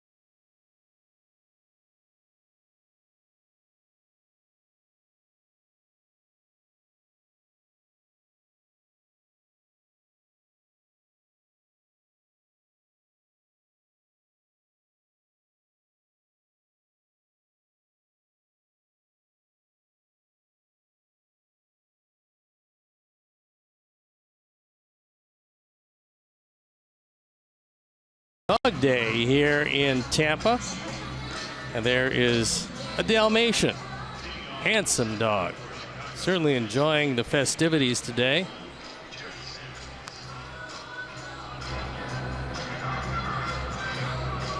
You have an opportunity to bring in a lot of pet supplies, and they specify what they would like, and a lot of folks did that. So we usually have a couple of them at U.S. Cellular Field, one of the great nights of the year, and the folks certainly enjoying it here. It's actually in St. Petersburg, but they're trying to change that and move it on to Tampa with a new ballpark. So it'll be Sands, Lowry, and Garcia face Matt Moore. He's only given up 3 hits and 1 run. And Jerry fouls it straight back. He's going to strike out Victim twice. Outfield playing a shade toward right center field. The infield in a radical shift, as you can see. Bullpen still up and going for Tampa. Romero was the left-hander, and Farquhar the right-hander.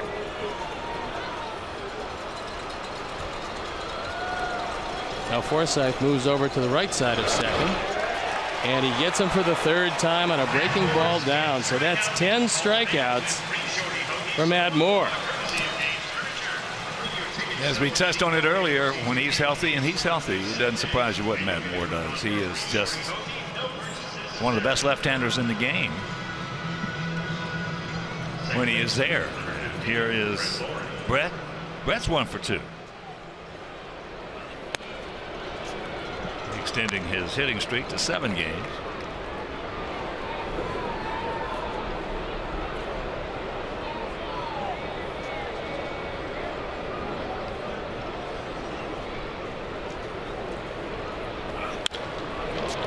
And now make it 2 for 3. Here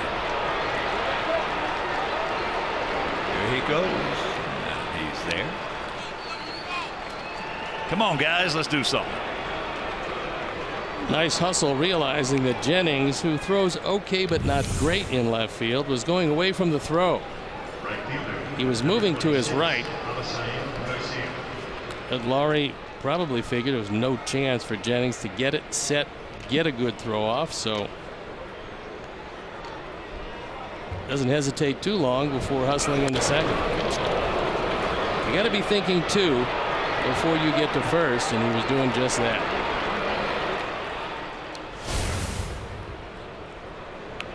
Ivy 0 for 1. He also was hit by a pitch and scored our only run.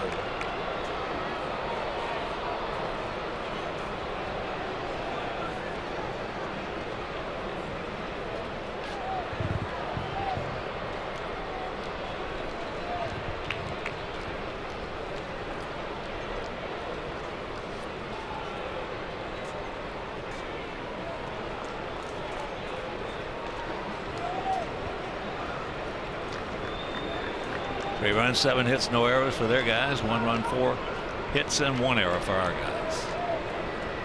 And that 1 error cost us a run.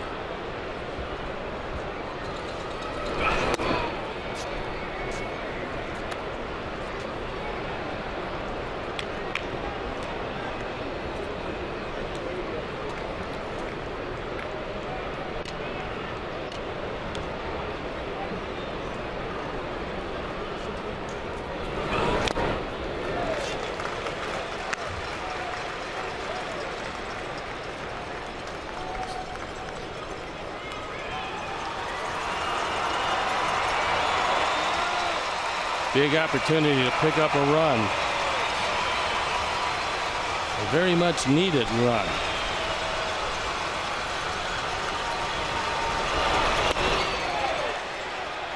He did not go. Appeal to Jim Reynolds. He said nope.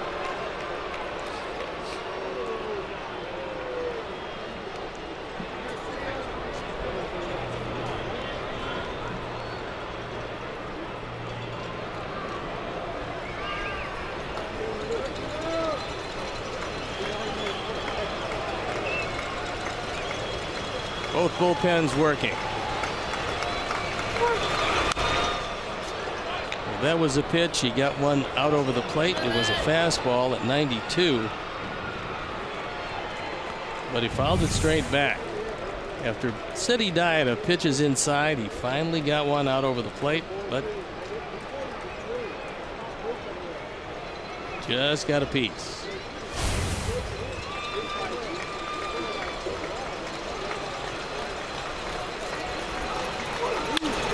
There's a base hit. Brett's being waved around. Kiermaier's just going to get it back in. It's a 3-2 ball game. Attaboy, Avi. Good at that. Well, these are the first signs that Moore might be tiring, because he missed with the last fastball out over the plate, and this was a high changeup. He also misses with this. He probably wants it down. He gets it up. Avi drives in run number 5, and it's a 1-run game. So here comes the pen.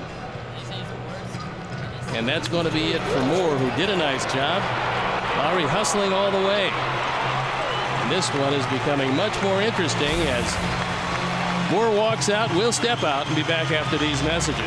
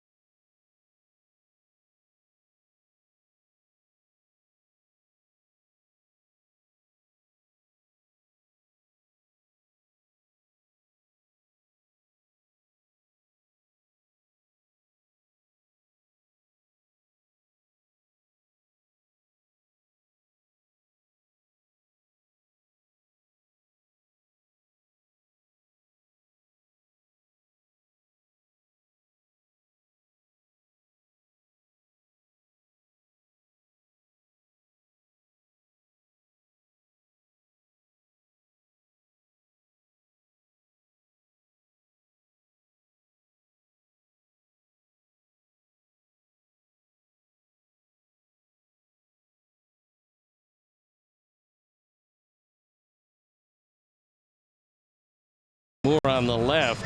He fanned 10 today, and he was in command. That fastball in the inside corner, he threw it by Frazier. Frazier and Sands have fanned 6 times between them. But he'll depart with the tying run at first base in a 3-2 game. And which Romero do you want? Well, you want any Romero, and that's who it is. Any Romero. There you look at the numbers. On for the 4th time. He hasn't given up anything. 3 1/3, 3 strikeouts, no walks, and nary a hit. Don't stop now, boys. Navarro, 0 for 2 last time up. He just scalded, just absolutely dead centered it right to Kiermaier in center field.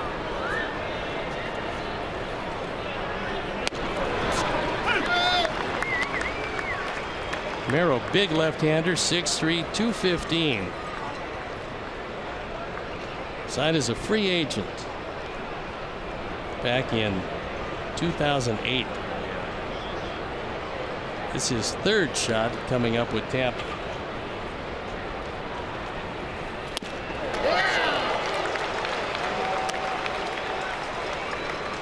Like most young guys, he was originally a starter. Last year entirely used out of the pen for Tampa, where he appeared in 23 games, his ERA up over 5.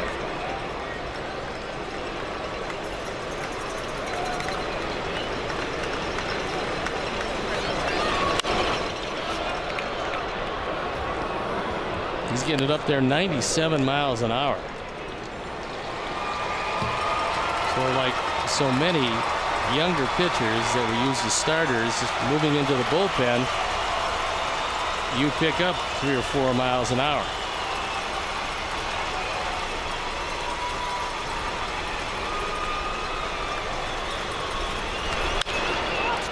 That's popped up right side.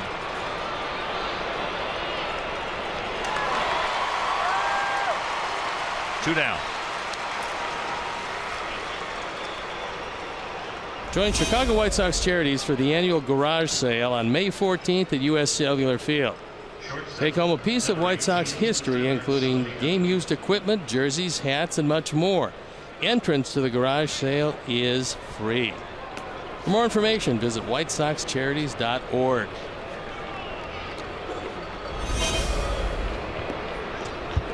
So here is Saladino. Skyler is struck out and grounded to 3rd. They don't expect him to pull the ball as Jennings is way off the line in left field.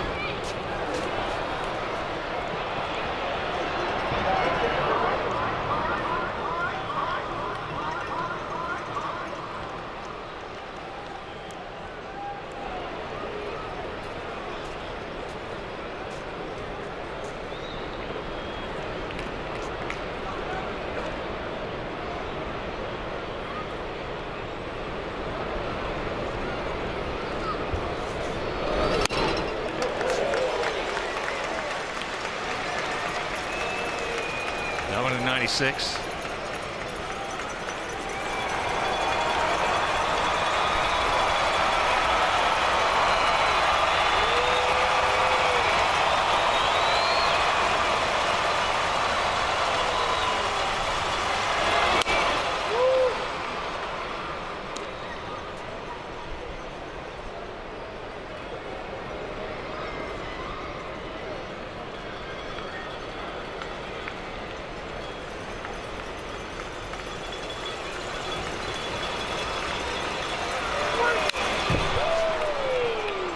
Just did get a piece of it.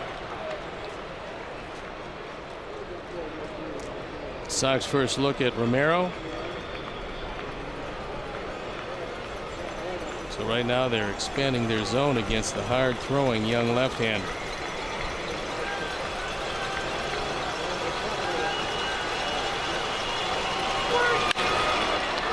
Look at that. That is, boy, that is bad luck. Wow, that ball was absolutely killed. And a really good reaction play by Longoria to get it. That was going to be down into the corner. Meanwhile, we come up with one 7th inning stretch. We trail it by 1.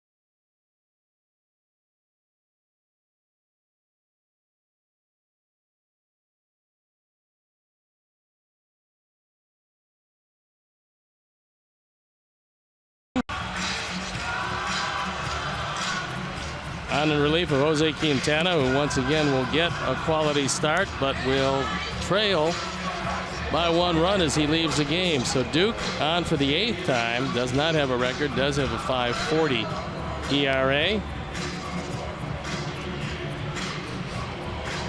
So you've got the bottom part of the order due up against him. Casale, Kiermaier, and Miller, a couple of left-handers after Kurt Casale.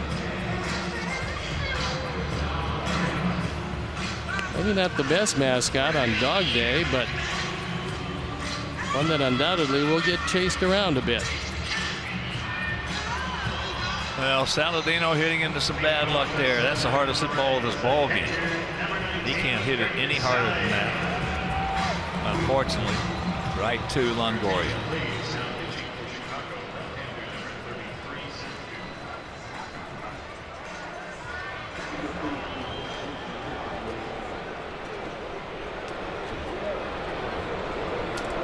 So here we go. Here is Casale, strikeout and a ground out to second. Matt Albers just started to throw in the Sox pen.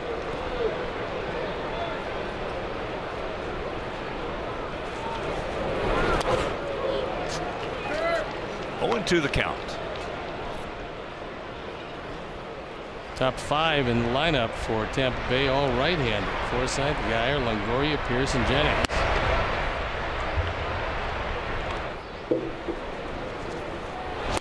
Yes, he did. Here you go.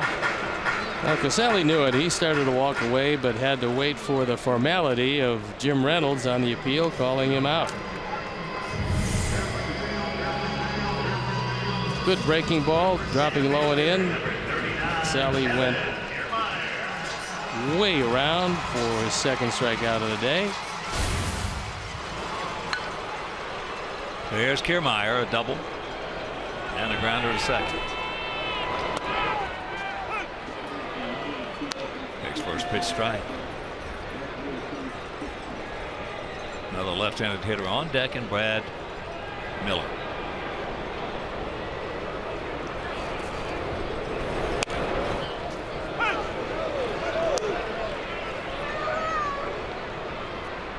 Two strikes.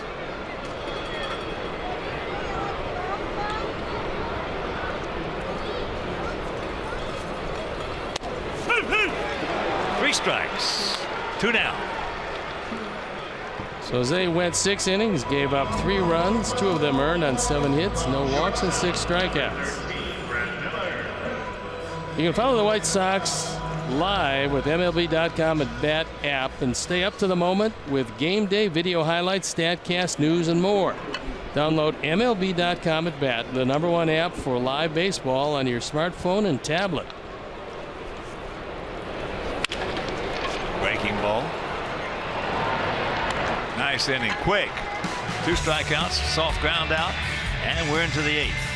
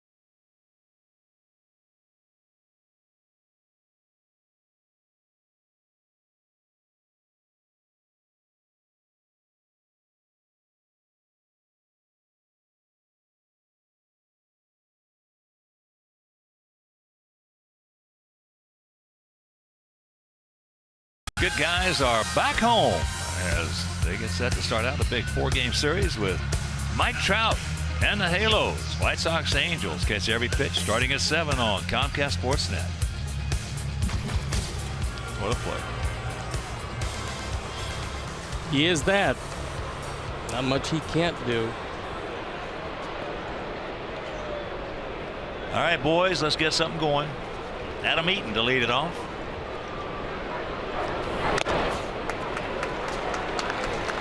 We're most likely going to see Romero for just the one hitter. And then it's all right-handed for a while. And the bullpen up and going for Tampa.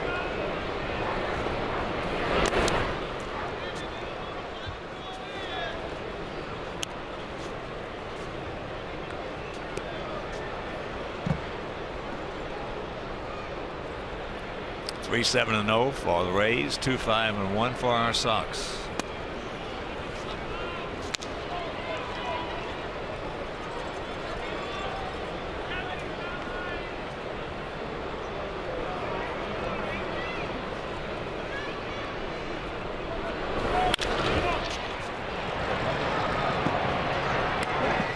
And here comes the skipper.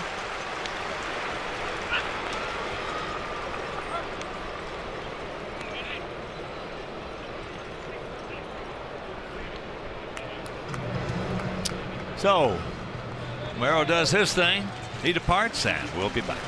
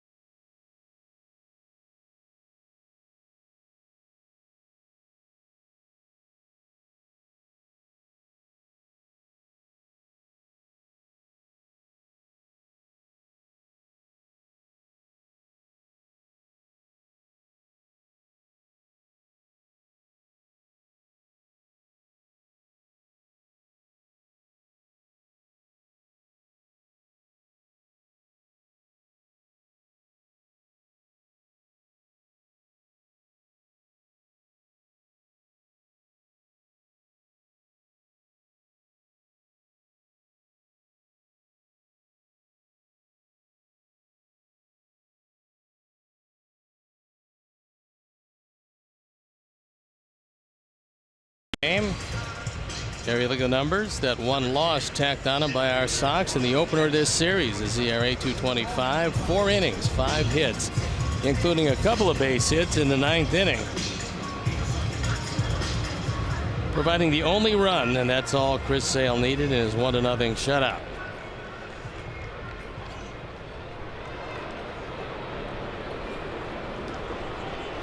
Here's Austin, 1 for 3 with an RBI.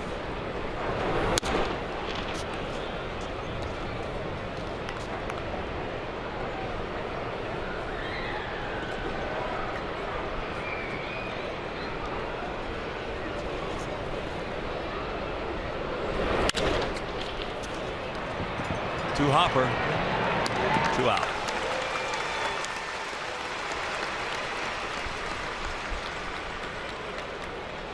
Colomé had a good year for the Rays last year. 8-5, his ERA just under 4. Number 79. And he started 13 games of his 43 appearances. Was not asked to close. This year he's going to be asked to do that. Most likely he's going to be on for what Kevin Cash hopes is a 5-out save.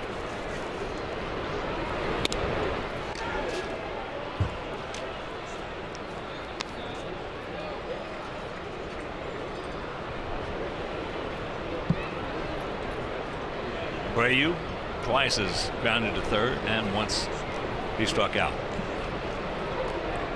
big man is due. Outfielder deep.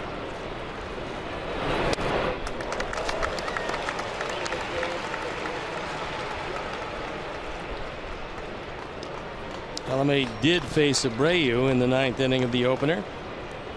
And on a very similar pitch to that, he struck him out.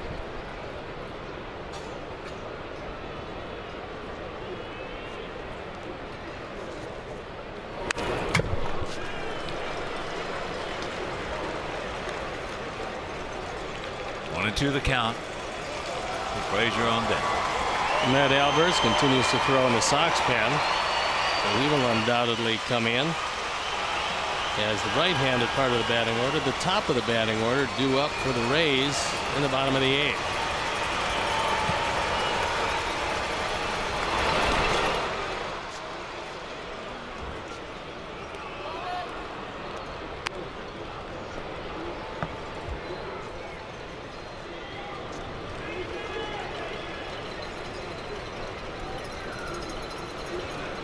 In the opener, we highlighted late inning runs over the last 6 games. Now there's 13 of them. And the Sox are going to need a couple more.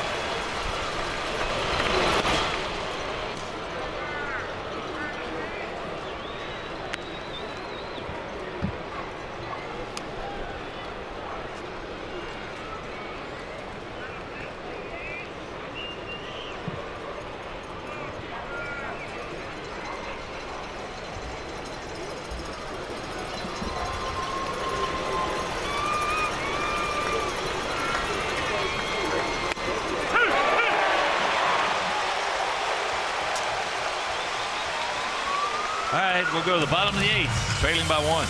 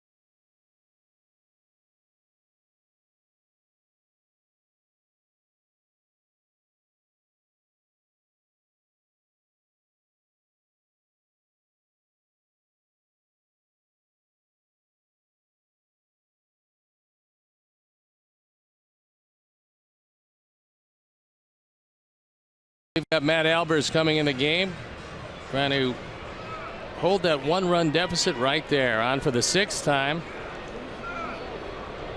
4 hits, 6 innings, no runs. Top of the order for the Rays: Forsythe, Geyer, Longoria. Cotton candy, and the good thing about the pink cotton candy is, unlike the blue, it doesn't dye your mouth quite as drastically.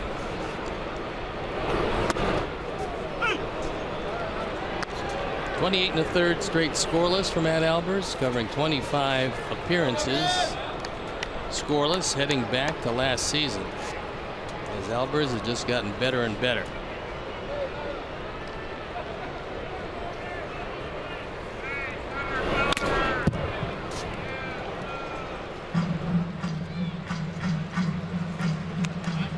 0-2.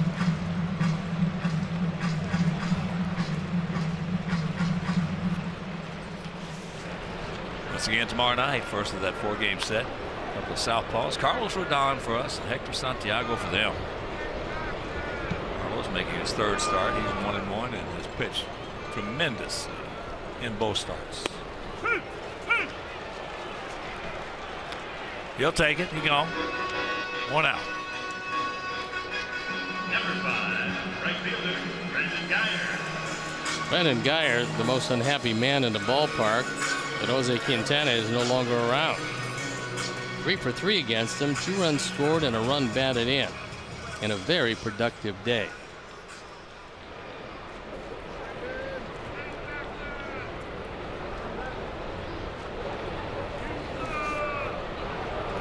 Hey, if you can't make it to the ballpark tomorrow night, the game right here on Comcast Sportsnet.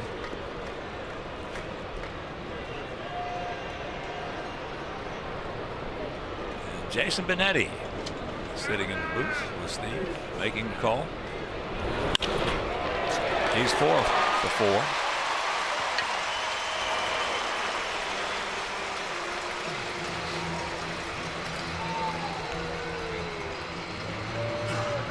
So Guyer came in hitting 154 before his breakout day today. This fastball on the inner 3rd. He gets just enough of it to ease it over the head of Saladino. Longoria. Solid single to center in the 3rd. He's 1 for 3.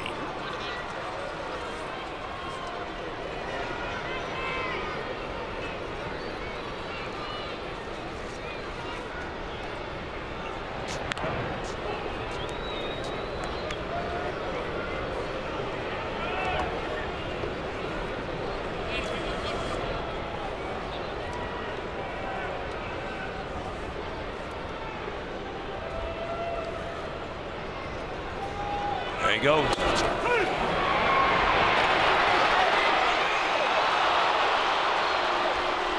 He gone. 2 down. Neither of these teams exactly what you would call a running bunch. That's the first time Guyer has tried to steal a base. He was unsuccessful. They're now unsuccessful 5 of 9 times in their pursuit of a stolen base. And a good quick delivery by Navarro. Had a great year last year throwing out base stealers. And that one is close at second. 39% he threw out last season. That was a quick tag put on him too by Brett Laurie. Let's get the next pitch thrown.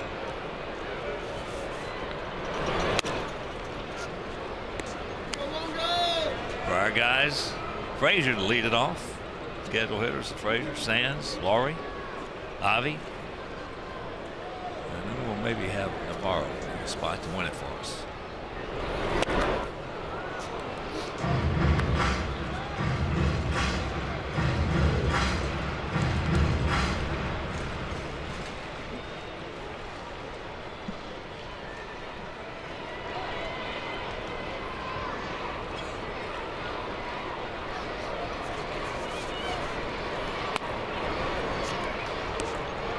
Good try.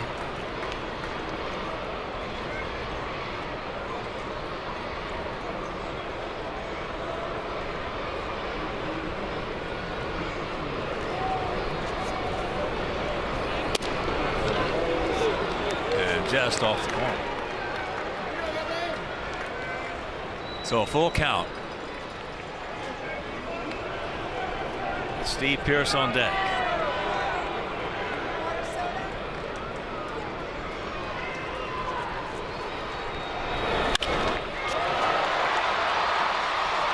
Center field.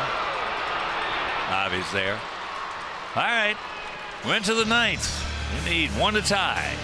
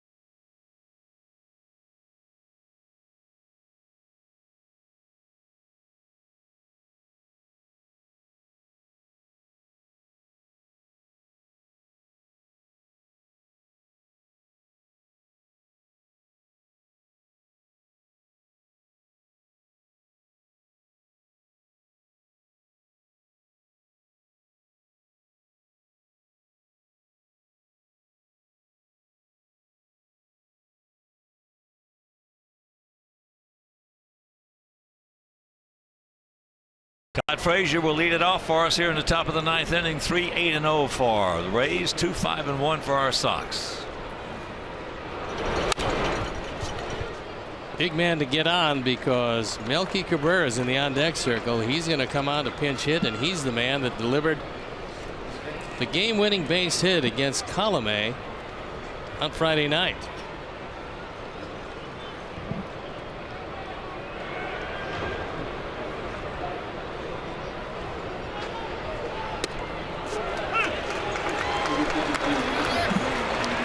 Quickly 0-2.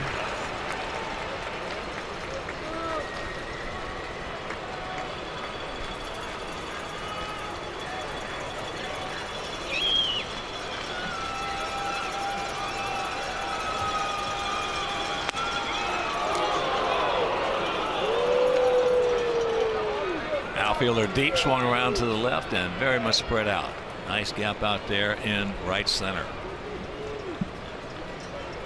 Guy way off the line in right.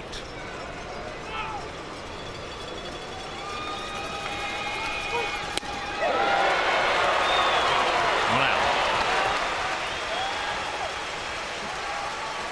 Just like we promised you earlier in the game, it's Miller time, brought to you by Miller Lite. And here's our Miller moment. We highlighted late runs scored. And here is a late one. It's coming in the 7th inning.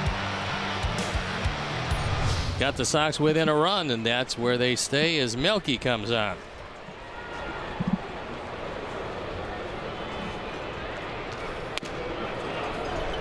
Looks the first pitch, ball 1.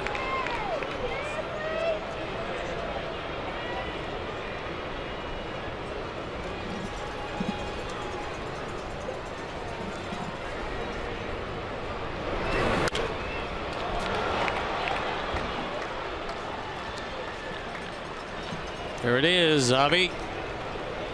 Get on base, driven in a run. Tyler, not much.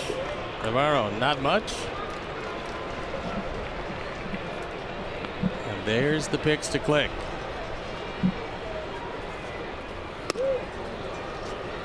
Well, Downers hit the ball very hard one time, as did Tyler. Two of the harder hit balls we've had tonight.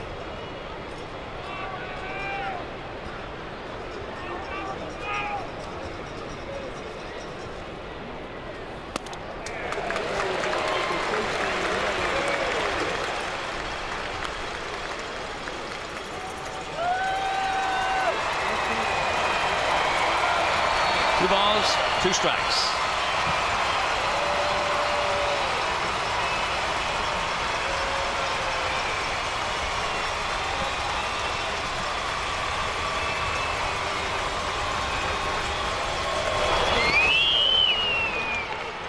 Figured if he swung at the last one, maybe one more in the same spot would get the job done, but the count goes full. Ball 4 base hit right here, Malcolm.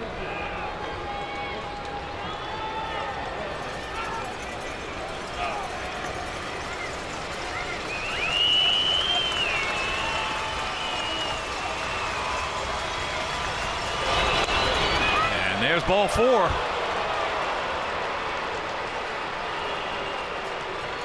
So that'll bring up Brett. He's 2 for 3. Number 15, second baseman, Brett Lord. Single, a double, and a run scored.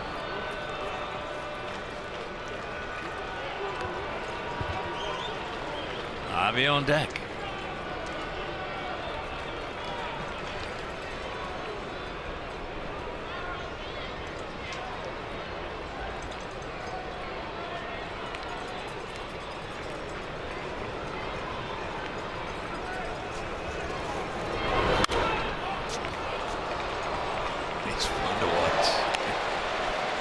Turn it loose.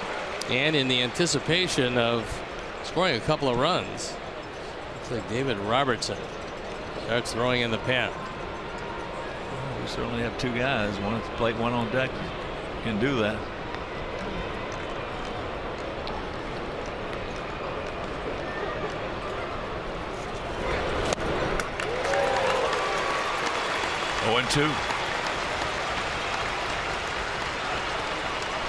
Well, Melky's got to be heads up because this far ahead of the hitter, pitchers have a tendency to throw one in the dirt. Colomé has a good hard slider that winds up in the dirt.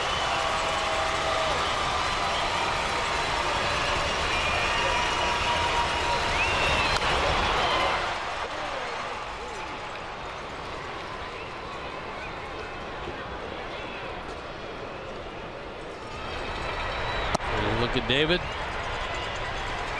Would like nothing more than an opportunity for his 6th save in as many tries.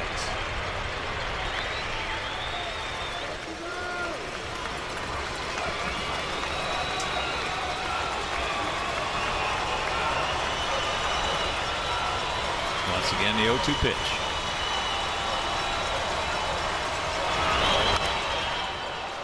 It's a good thing he was able to just get a piece of that because it was right down the middle of the plate. Another slider, and I think it fooled Brett.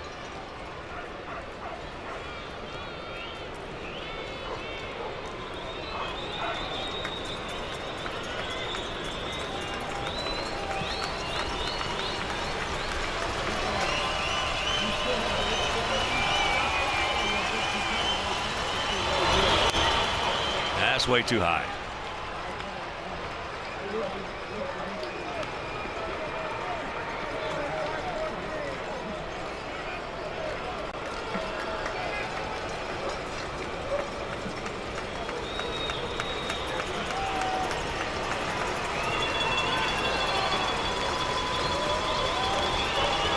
Out there on the left side. Pops him up. Forsythe.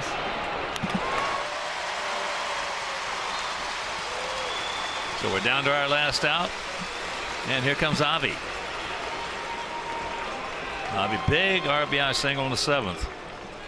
He also was hit by a pitch and scored in the 3rd. Right fielder, Garcia.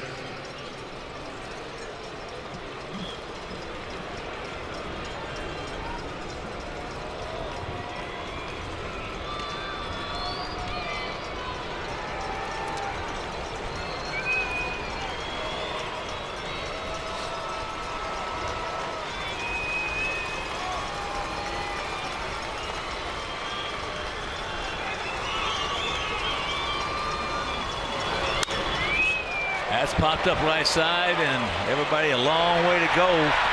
And he got there, just could not make the play. Well, Pierce looked like he was looking to see if he could get some help.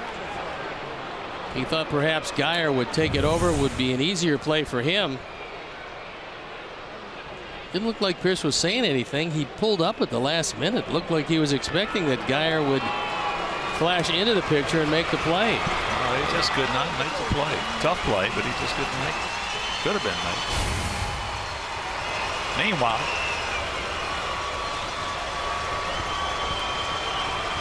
Geyer was almost in the stands out there in right field. He couldn't get there. Nope.